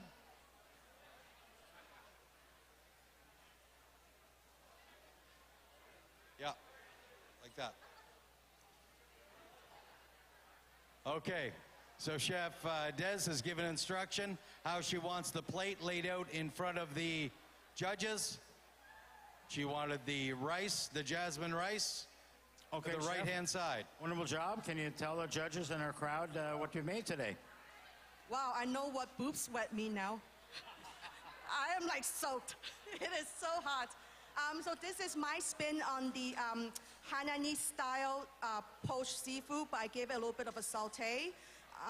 This is like a dish that's very dear to me, especially the rice. It's very flavorful. It's just not regular steam jasmine rice. It's punched in with all the seafood and garlic, shallot, ginger, and then that sauce that I put on is the ginger garlic sauce. When you go to Chinese barbecue, that's the specialty sauce. And I have my own recipe, and it's like, you will be like finger licking good.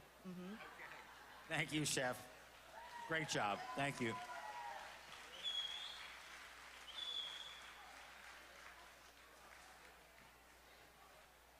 Chef Cheyenne has got her plate up started as well. She's around 2 minutes left.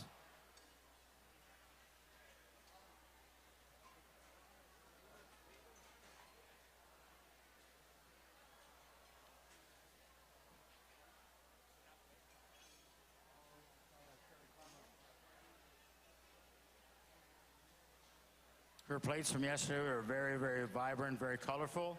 She's continuing with that style again today. Very eye appealing.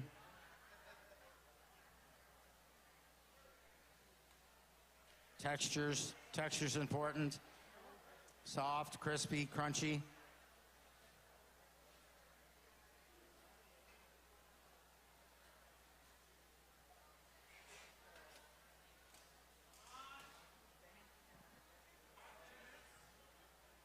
Okay, here comes some of the crisp elements, some fried potato chips, I think. 2 minutes, Chef.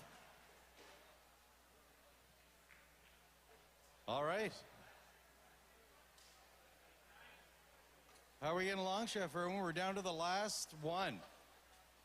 Small but mighty. If you win 10,000, I can see you on a bunch of planes, Chef Cheyenne.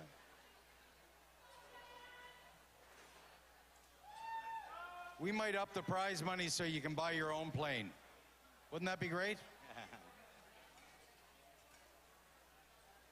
Minute and a half left. She was wiping the plates. Now she's just putting on some greens for color, garnish decoration.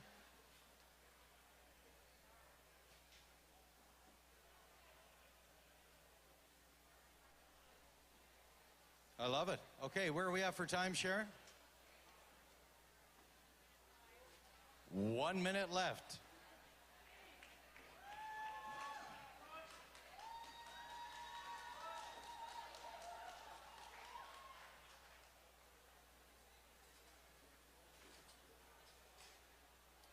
The last few components being put on her plate, and that will be the final chef to present to the judges. Adding a little acid to the plate, nice. Some fresh lime going on. You can see how every component was built, layering the flavors onto it. And what stands out to me is a lot of texture on that plate. I love it. Oh. She plays Now with fire too.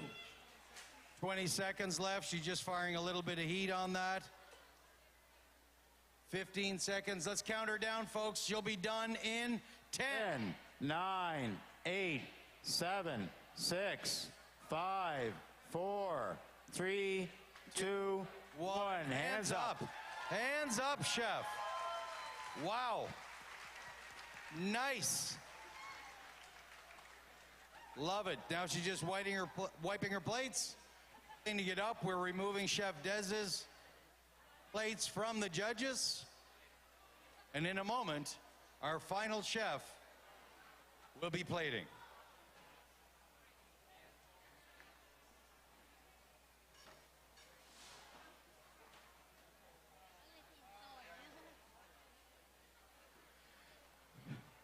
Cheyenne's so cute. She just said, I'm going to clean this. I'll be right back. Yeah, that's okay. You kind of got more important stuff to be doing. All right. Ladies and gentlemen, turn it over to our final chef, Chef Cheyenne. Okay, Chef, wonderful job. Can you tell the crowd and the judges what you've created today? So I can hold this. Okay. So I created a lobster tortito with a leche de tigre. With the base is leeks and a lot of herbs. So I did it a little bit differently. I poached the lobster halfway because the citrus is going to cook it the rest of the way with lime, lemon, a little bit of salt, almost like a ceviche style. So that's what I was going for. So I have clams and oysters. I decided not to use the mussels today because I used it yesterday. So I wanted to do something a little bit different. So everything is poached in coconut milk, ginger, lemongrass, and a little bit of jalapeno, all the seafood that you see there. I torched the lobster just a little bit, but eat everything together. Also, I have potato crisp that I smoked to add a little bit of smokiness and a little more depth to the dish. The leche de tigre, I made it thicker so you can kind of have it like to scoop with everything else so you have some sort of texture. Okay? That's it. Thank you. Thank you, Chef. Take a breath. It's okay. You're done now. Well, ladies and gentlemen, there you have it. We're done. Pressure's now solely on the judges. And we wouldn't be able to have a competition like this, not only without our sponsors, but without each and every one of you for coming back, supporting these chefs. We thank you from the bottom of our hearts. One last time, round of applause for all 12 competitors, and especially the 6 today. Now, Chef Irwin, we bid adieu to our fans back here. We make our way to the front of the tent where the PEI Potato Chowder Challenge. Yeah. You can't have a seafood chowder without PEI potatoes. That's going to be happening right now. A couple of minutes. We'll be starting that at the main stage on the tent. Make sure you make your way up there and try some samples. Okay, thank you, everybody. And hopefully see you tomorrow at the final. At the final for $10,000. Oh, okay. The final, the announcement for the final 2 competitors for tomorrow will be tonight at about 6 p.m. Am I right, Sharon? No, that's phone numbers. 5:45. So all the chefs. 5:45. Yep. All the chefs that were competing, make sure you're near the front of the stage at 5:30. We will be announcing the 2 finalists at 5:45.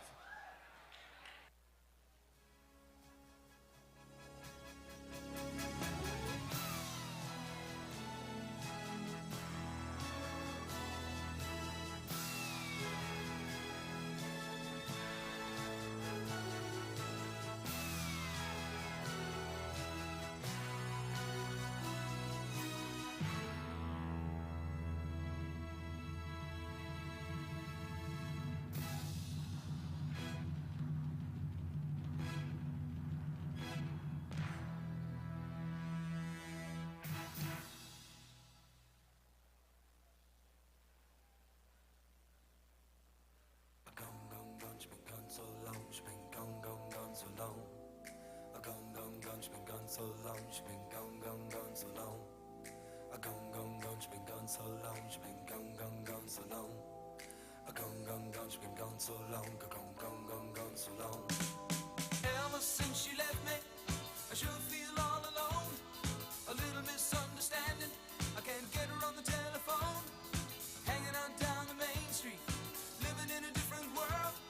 Standing around with the gang on the corner, talking about my girl. My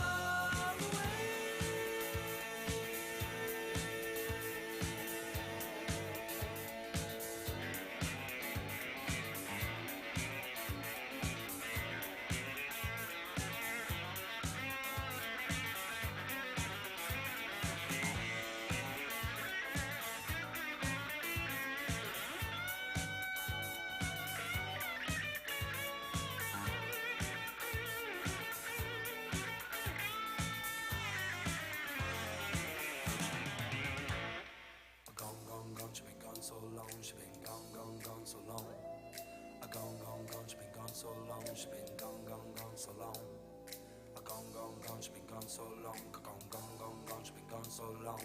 Gone, gone, gone, you've been gone so long. Well, I wonder if I ever gonna see my girl.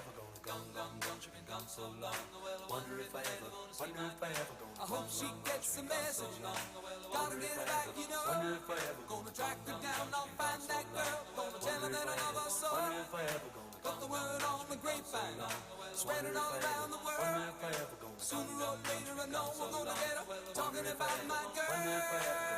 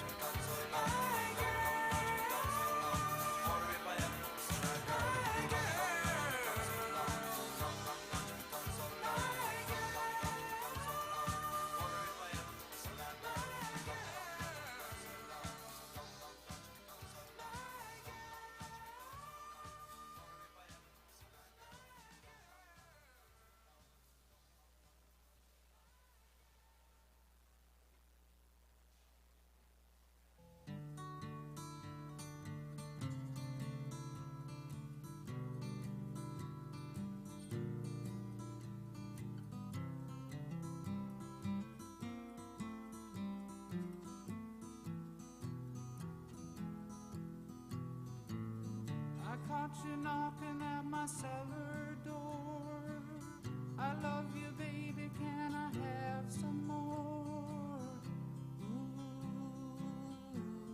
the damage done.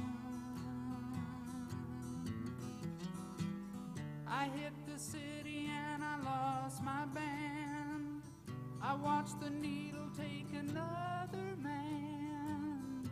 Gone, gone, the damage done.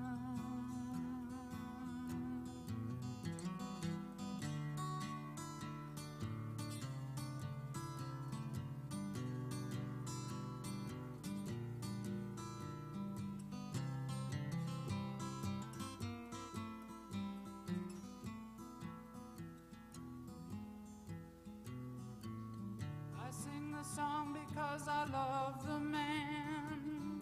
I know that some of you don't understand.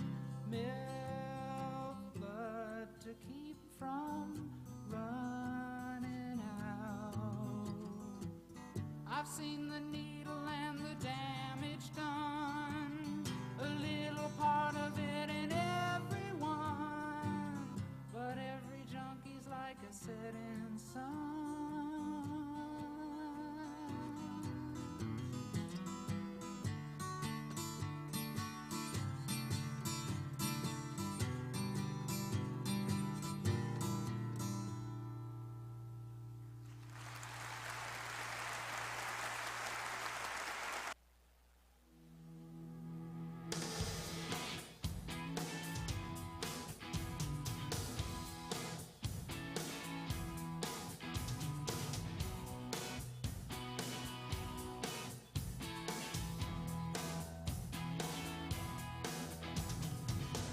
Walking by the roadside, I see my favorite pony.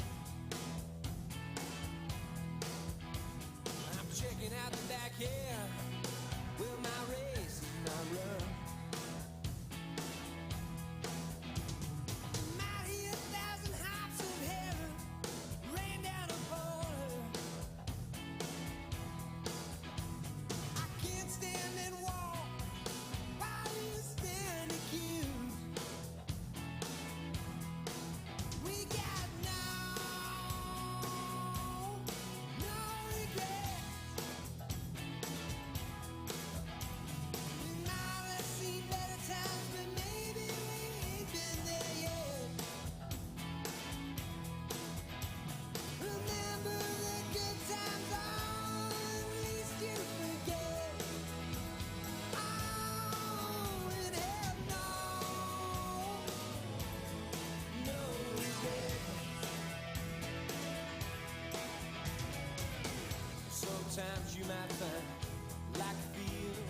drowned in.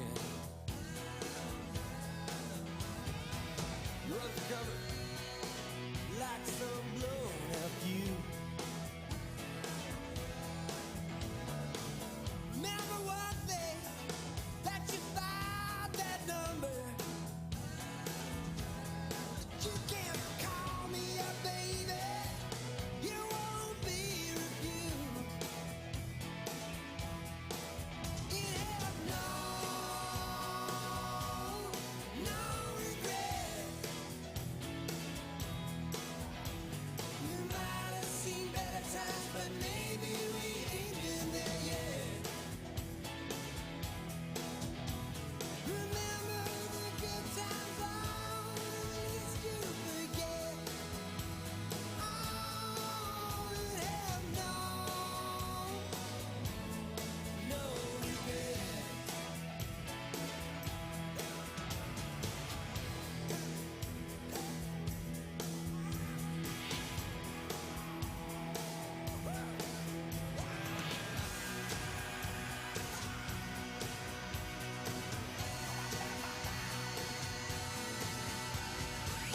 After all the shit, you know, we've been through it.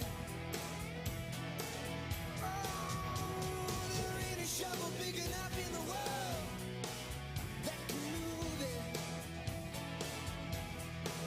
We got no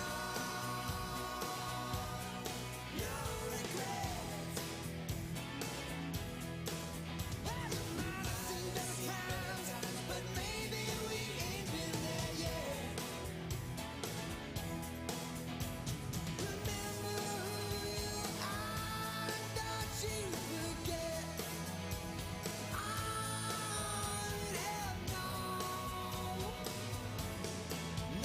regret. Oh, it had no regret.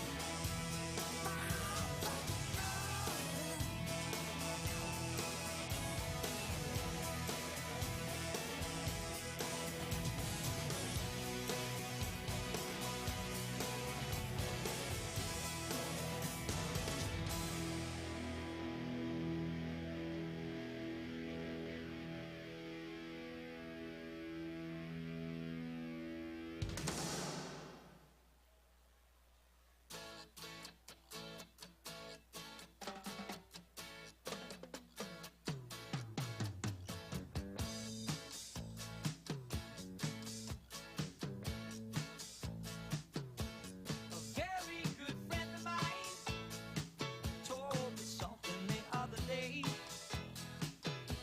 I'd like to pass it on to you, 'cause I believe what he said to be true. He said we're here for a good time, not a long time. So have a good time. The sun can shine every day. And the sun is shining in this rainy city. And the sun is shining, ooh, isn't it a pity?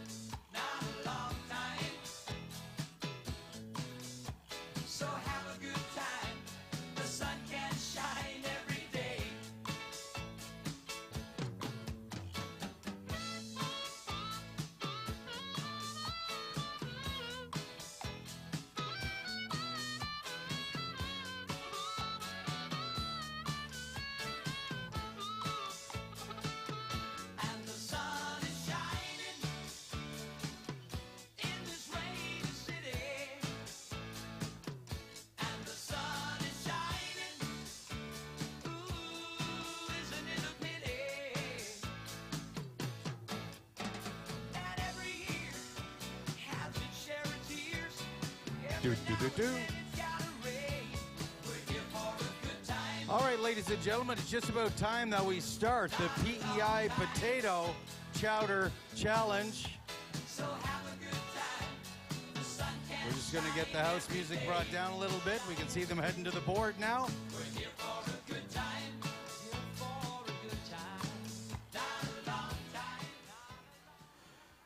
All right. Well, ladies and gentlemen, this is the PEI Potato Chowder Challenge. Now, I will say this. There's a couple of things right out of the gate I am going to tell you people. First off, normally we have 8 to 10 chefs from across the island.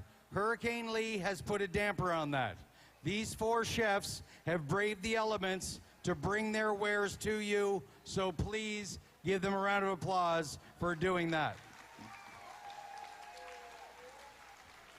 Second, now Stevie, you and I have been doing this a long time. Stevie's the camera guy. We've been doing this a long time. Everybody wants a sample of the chowder, don't they? These people that are lined up all the way down the side, you're not getting any. I'm being serious. What happens is it's not an organized line. It's not a, oh, let's be nice and get a cup of chowder. No. If you went back to your seat, if you left your seat over here, you are not getting chowder. If you stay in your seat, you have a better chance of getting chowder. What happens is this, right? You guys know. You're anchored your arse to that seat and you aren't moving. Lee couldn't move you guys.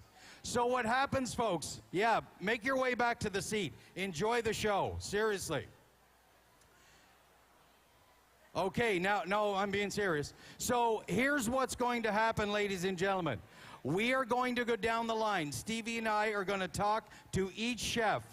He's going to show their chowders. We're going to hear about their garnish. This is a competition. They are going to be making 4 plates for the judges. 3 judges and 1 presentation plate. Okay? Once I'm done with chef number 1, I move down to chef number 2. When I start with chef number 2, chef number 1 starts making their presentation plates for the judges. Okay, so all you chefs are aware of that. When I'm done with one chef and I move to the next chef, the previous chef starts plating their competition plates. We have volunteers that are taking those plates to the back to the judges. Please keep clear and stay out of the way. After we do all 4 of these chefs, we talk about their chowder.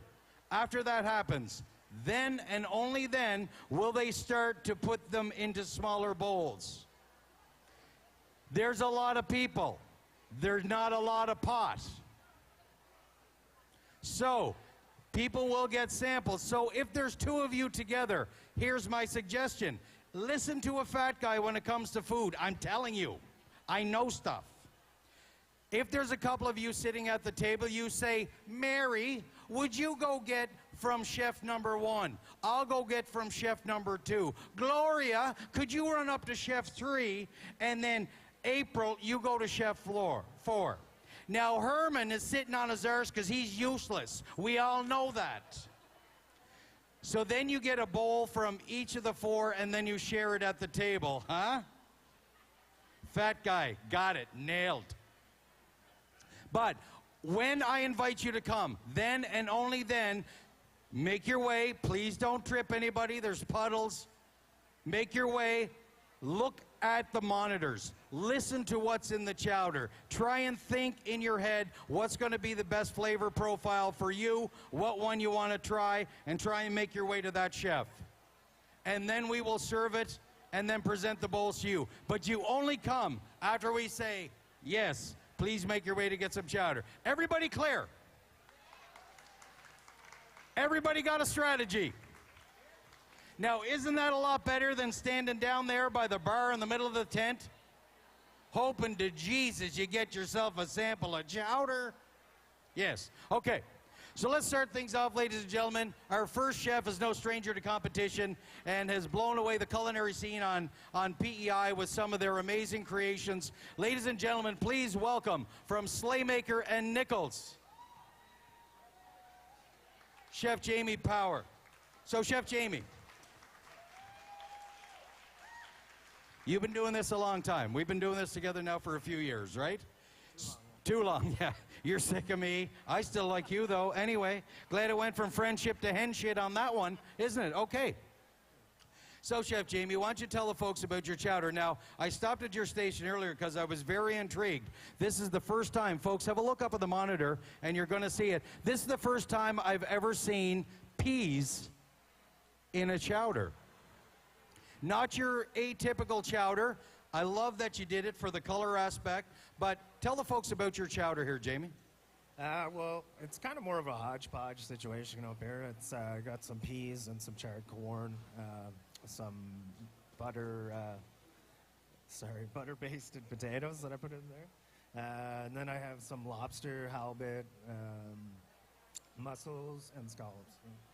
Okay, if you want to take a few, folks, have a look at this beautiful chowder. See how thick it is. Look at the gorgeous seafood that's in the lobster. If you can hold it for the camera to focus in on right there, you can see the potato back here. See the lobster. You can see the peas. You can see the halibut. You can see the mussels that are in it.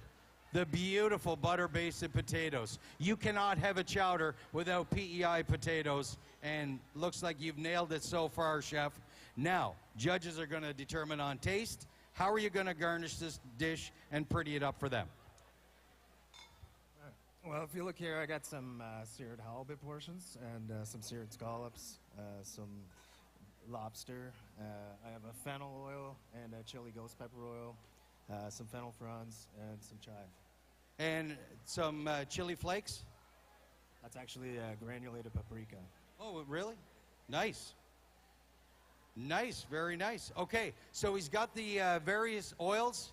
He's got pan-seared halibut, pan-seared scallops. He's got lobster claws, chives, fennel. This is going to be absolutely beautiful, ladies and gentlemen. Can't wait to see what you present for the chefs. We are going to come back and check those out. Now, ladies and gentlemen, when you get your chowder, guess what else we have for you? A nice little treat. We have a PEI potato bread for you right over there. Chef Pendergast is a wizard when it comes to bread. I can tell you that for a fact. And he has created a beautiful bread made from PEI potatoes. And it's not what you think. It's really good. It's not dense, it's not heavy, it's light, it's beautiful. Make sure you get a piece of that bread as well over there when you get your chowder. Okay, ladies and gentlemen, our first chef can start presenting for the judges. Let's hear it for Chef Jamie Power.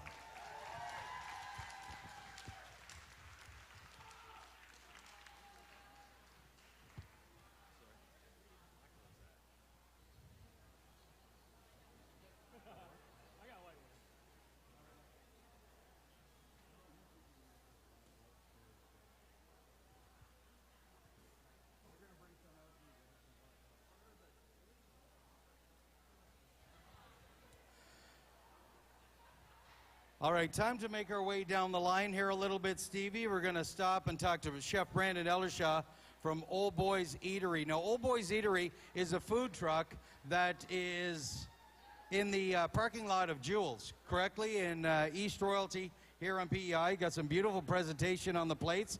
I love it.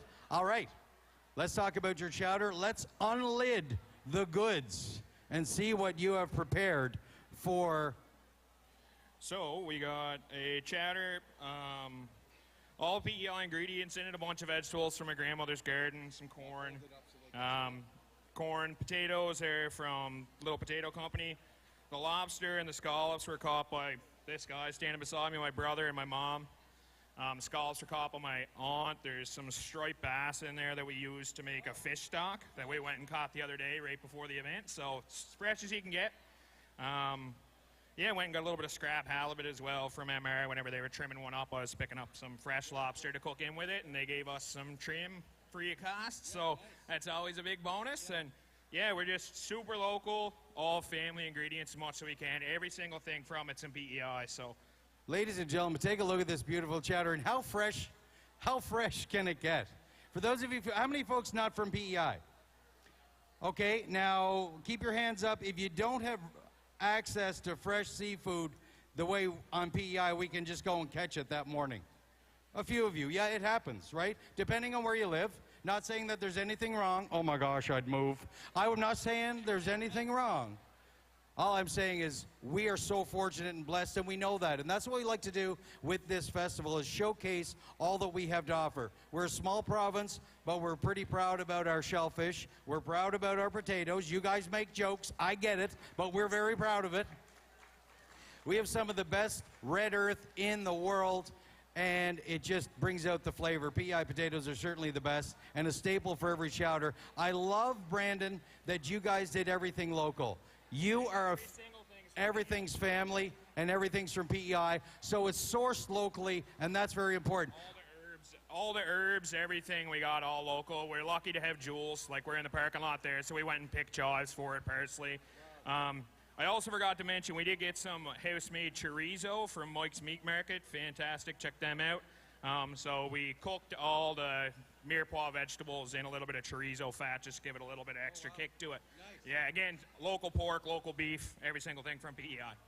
Nice, excellent. And it's funny, I'm going to tell you a little story. This is as PEI gets, Stevie. You worked at CBC for, I don't know what, 3,500 years or something? No, 35 years. Stevie was a cameraman for CBC forever. He's probably the best in the business on PEI for sure. And CBC is on University Avenue here on PEI. It's one of our main arteries in the city. We only got two. Okay, we get it. Not real big. But University Avenue runs from the outskirts of the city to downtown. Mike's Meat Market is on University Avenue. It was recently purchased. What was the name of the meat market before it became Mike's on University Avenue? Queen Street Meat Market. Queen Street is the street that runs next to it. Not across it, next to it. So everybody driving up and down Queen Street trying to find Queen Street Meat Market are like, love a dirty God, where the hell is this thing? Next street over on University Avenue. So we're glad Mike bought it and they changed the name. That kind of helped a lot, didn't it? Lucky to find it. Lucky to find it. Okay, so here's your garnish. You got a frying pan happening here. Stevie, if you can get in on that, we have, what do we have in the frying pan? So we got some charred corn, some of that chorizo that Mike got for us, some lobster that we poached in the fat from the chorizo, and same as the mussels, just to get them to open up a little bit in the fat. And then we're going to finish our chowder. We have a chlorophyll oil, so you remove the stuff that's green in vegetables, blanch it into an oil, so it tastes like the color green, not really like herbs. Like it tastes how fresh cut grass smells, like just beautiful, fresh. Nice. Okay, the only thing, the green, that weirded me out, though, is that time that Heinz thought that green ketchup was going to catch on. Remember that? Oh, my gosh, what a bad... I couldn't do it. I know it tasted the same, but I just couldn't do it. Anyway, ladies and gentlemen, I'll hold up the display plate. Look at these beautiful fresh flowers. The flowers are all edible as well. And they're all edible flowers as well. Really neat, the creativity, absolutely beautiful. Ladies and gentlemen, give it up. It's not your ordinary food truck, ladies and gentlemen. Chef Brandon Eldershaw from Old Boys Food Truck. Thanks very much, Old Boys. I appreciate it. Okay, so now, Brandon, you are going to start to plate for the judges.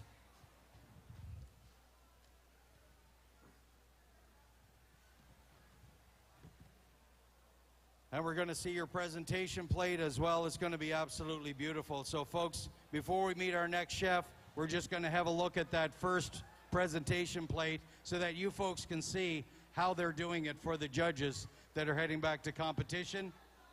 Down at Station 1, we do have Chef Jamie. He's portioning everything up and getting ready to serve you guys.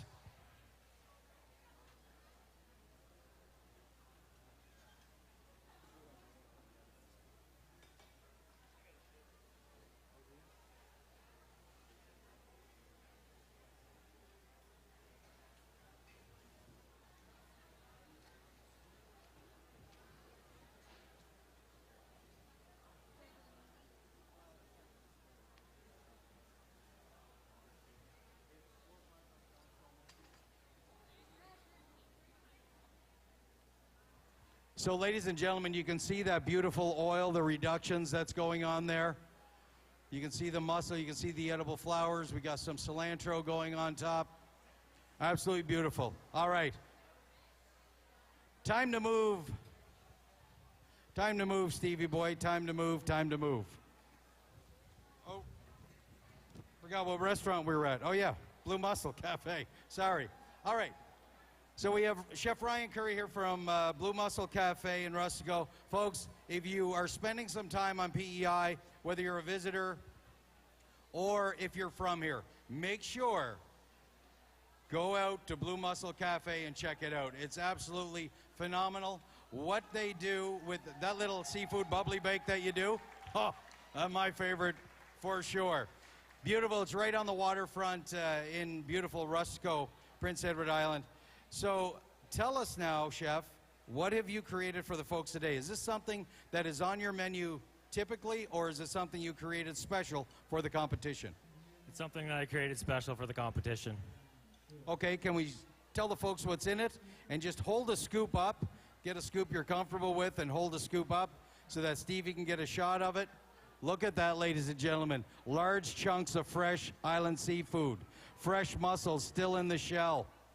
Oh, beautiful PEI potato. There's some carrot in there. Why am I describing it? You made it. You tell them about it. I got some Macquarie's bacon in there. I seared off some bacon, and I saved the bacon fat, and I seared off my scallops as well in the bacon fat for a garnish. I got typical Mirepoix in there, onions, celery, carrot, and I also have a fennel in there, fennel and red pepper. We see that a lot, fennel. You being a very accomplished chef, we see that a lot, people using fennel when they're cooking with seafood, just because it enhances the flavor so much. Yes, absolutely. Yeah. So what else do we have in there? We have some potato in there, of course, an island chowder. Yeah, I got some island baby red potatoes, and I also have some island Yukon gold potatoes. Okay, so give it a stir, show Stevie again, and then we're going to talk about, oh goodness, those don't look very good, do they? Yeah. Isn't that beautiful, ladies and gentlemen? Look at that beautiful chowder. Amazing. Okay, now we're going to talk about the garnish. What do we have for a garnish here, Ryan? For the garnish, I have seared scallops with used bacon fat, and I also made a tempura lobster for the garnish as well. Oh, is that any good, ladies and gentlemen? A little tempura lobster? Oh. And I also have some chili oil as well and some chive oil, and I'm going to garnish it as well with a fennel top. I will never be a skinny man again, ever. This is awesome. Beautiful. Well, congratulations, ladies and gentlemen. When I say that, I mean it. Make your way out to any one of these establishments, but Blue Mussel Cafe is certainly a cut above, so check them out. Thanks very much for coming. We appreciate it. Let us see your plate, and Stevie's going to focus in so we can see your presentation plate, okay? We are so fortunate on PEI to have such amazing restaurants from tip to tip. So really, it doesn't matter where you're going. Stop in and try one of these spots out. It'll be excellent. Now, folks, we are going to ask you to remain seated. Our show is not done. Jen, you might get knocked over there when people are going for the potato bread. You might. You and Frankie might get tackled.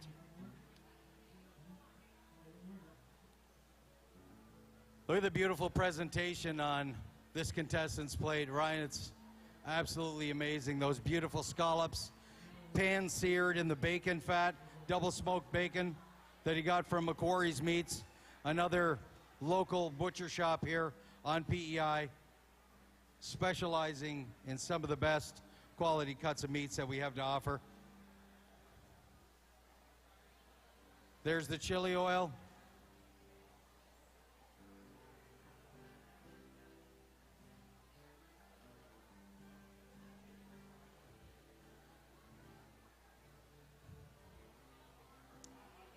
And I will say, ladies and gentlemen, that the Blue Mussel Cafe and Slaymaker and Nichols for Chef Jamie Power, they are sister companies owned by the same family.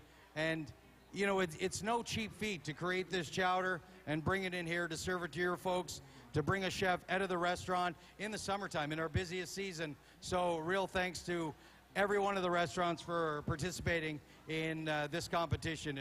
It really is something else. All right, so we got the display plate. You got it, Stevie? Are we ready to turn down to talk to Emily? Oh, we're going here. Where do you want to go? What do we got on the go? What do we got on the go here? All right. From the Lobster Barn, Chef Emily. Chef Emily, welcome. Thank you very much. All right, tell the folks about what you created for them today. Well, we decided to keep it a bit traditional on the down low, so it's just PEI mussels, PEI red potatoes. We have lobster in there, a little bit of house-made mussel broth as well, and some PEI scallops. Some scallops. Okay, can you take out a nice scoop, and Stevie's going to zoom in on it? Look at that. Look at that beautiful lobster claw sitting right on the top. You see how thick and how hearty the broth is, the cream-based, the beautiful PEI potatoes. You can see the mussels in there as well. Absolutely amazing. So now you're the only female in the competition today. There was 3 female chefs that were in the Garland Canada Culinary Challenge out of 12. All 3 made it to the next level and cooked off in the semifinals today. We'll see how many make it through to the next, but the women in this competition this year are killing it. So I'm glad you stood up. Girl power right here. Emily, you are representing. Yes, sir. Yes, sir, you're representing. Okay, tell us how you're going to be garnishing your dish today, Emily. We're going pretty traditional, pretty simple again. We're literally just doing pea shoots on top. Don't want to ruin it. Pea shoots, yeah. Okay. So she's going to put some, and here they are right here, some beautiful pea shoots on top. And that's what you're going to see, ladies and gentlemen. Some people go over the top on garnish. Some people want to let the flavor of their chowder speak for itself. That's what Emily's choosing to do. You know you got a wonderful chowder when you don't have to get all that frou-frou stuff in there. You're just saying, taste it, try it, I win, drop the mic, and walk out the back door with a check. Tell us a little bit about this chowder. Is this one you made for the competition, or is this something that we'd see at the Lobster Barn? It's a bit of what's at the Lobster Barn, a little extra. We don't usually have lobster, so we wanted to add that. And the KJL bacon and a little bit of extra stuff in there just to zhuzh it up a bit. Just to make it bougie. I love that. Okay, so if you can hold some up again, Stevie's going to show everybody. Wow. Look at that. Absolutely. I'm just going to get my face under, just for a little. Okay, Emily, you can start to plate, and Stevie will zoom in on that. We'll focus on that plating. Now, ladies and gentlemen, remember the bread over here. Chef Pendergast has created a beautiful potato bread. He's got some samples for you. Chef Jamie is there. Chef O'Shea Lawley is here. Competed yesterday. Chef O'Shea is from Delaware, and he competed in the Garland Canada Chef Challenge. Very happy to have him up here. Amazing talent. Chef O'Shea cooks for celebrities all over the U.S., and including Joe Biden. You might have heard of him. Mike Tyson. Right there, Chef O'Shea has cooked for all of those folks. An amazing talent, and we're so lucky that he was up here to spend it with us. Chef Lawley, appreciate you. Now, Chef Lawley is sitting here because he wants to try some chowder. I'll put money on any one of you to tackle him and fight him for a bowl right now. Yeah, no. Okay, so folks, we're getting down to the short strokes. Remember, stay in your seats. Stay in your seats.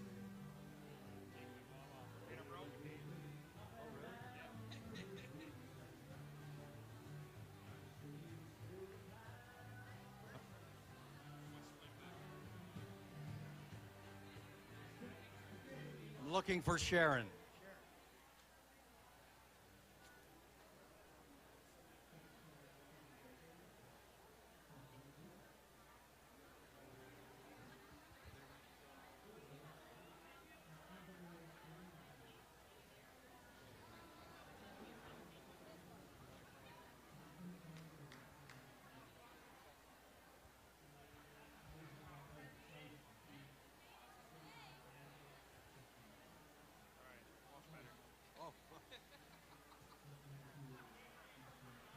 You're tough. I'm here. Yeah. My 8 days out. What happened? Slammed kept punching one of them punching bag video game things. No, you didn't. And I punched the machine and blew it to pieces. Oh! Dead serious. Oh. Oh, well, good story.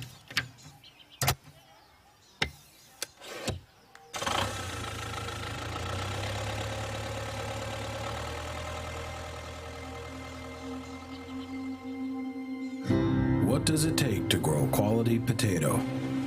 Some say all you need is some dirt and seed. But for those who live here, producing the best is more than a science. It's a way of life. It takes all the right ingredients: rich, red soil, the perfect climate, and the spirit to persevere.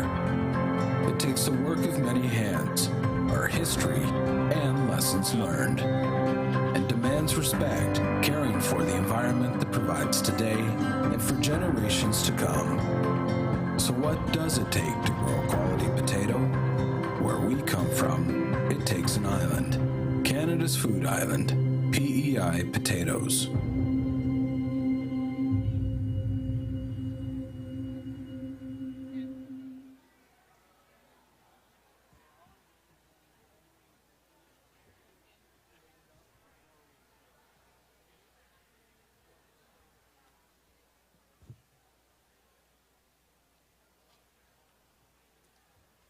So while we're waiting for Chef Emily to plate up some bowls, let's go over and talk to Chef Robert Pendergast about this beautiful bread that he created. Welcome, my friend. Welcome. Haven't seen you in a while. It's been good. Every day in the green side of the sod is a good one. Why don't you tell the folks about this delicious, beautiful potato bread? We wanted to do something that's really simple because I'm a simple guy and I think there's a lot of other simple people here. We don't need to put anything on it. We don't need to be any dexterity. All the butter, all the buttermilk, everything's in there. PEI potatoes, a little bit of cream, and also one other little special ingredient, which was, let me think now. We actually put in a little bit of wholemeal just to. It's like the old tradition of the brown Irish soda bread. So guess who probably made potato bread before anybody else here? Exactly. Probably the Irish people. Yeah.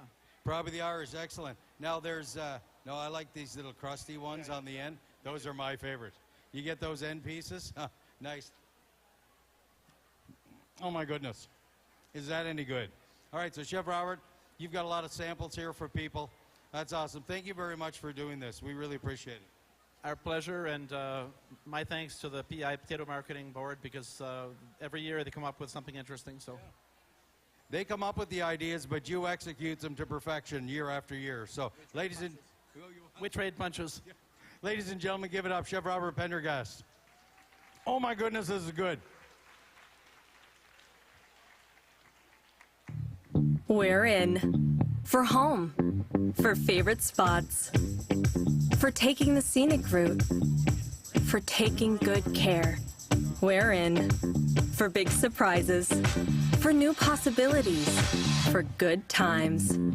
Every year, 100% of profits stay here in Atlantic Canada. We're in for supporting things like healthcare and education and giving back to our communities. Learn how at askaway.ca.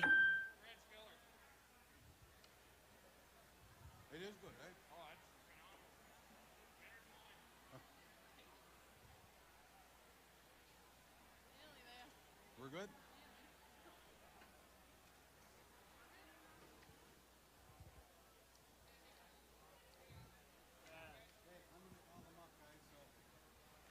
Ladies and gentlemen, please, round of applause for all our chefs.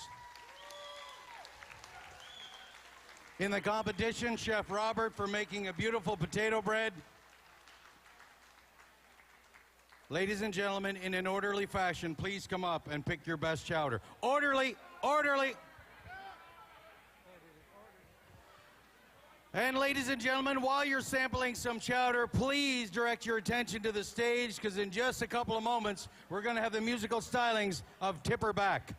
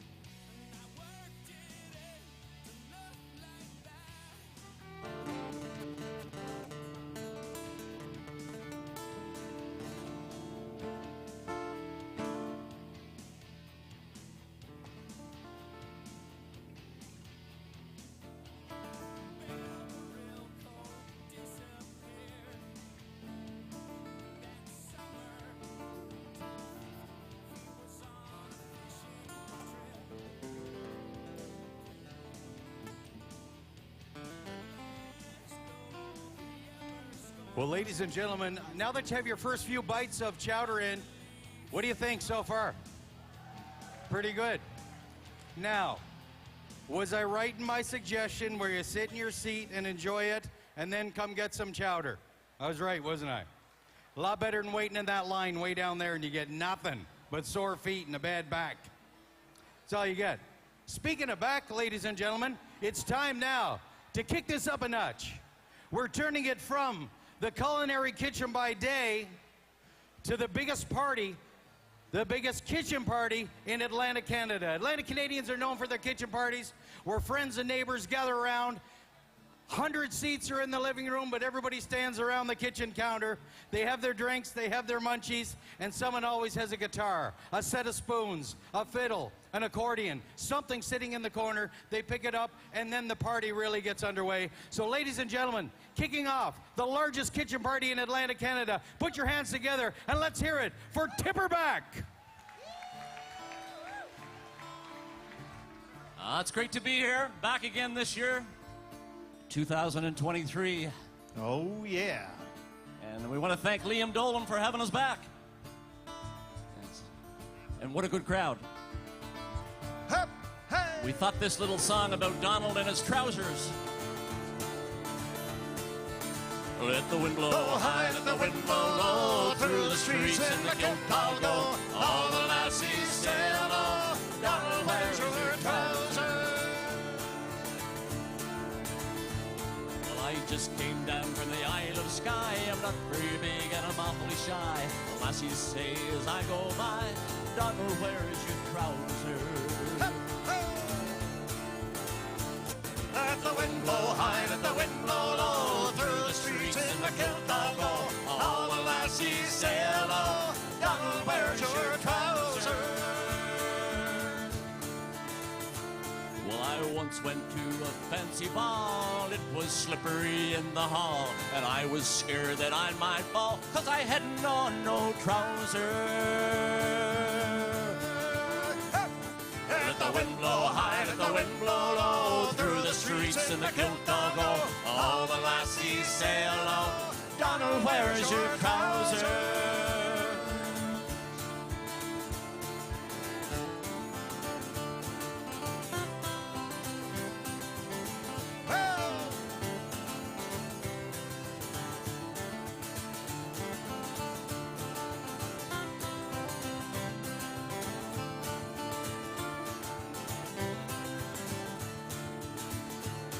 I once went down to the London town to have a little fun on the underground.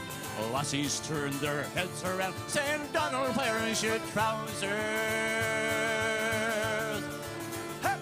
Let the wind blow high, let the wind blow low, through the streets in the kilt I'll go. All the lassies say hello, Donald, where is your trousers? Oh, the lassies love me, everyone. They can't catch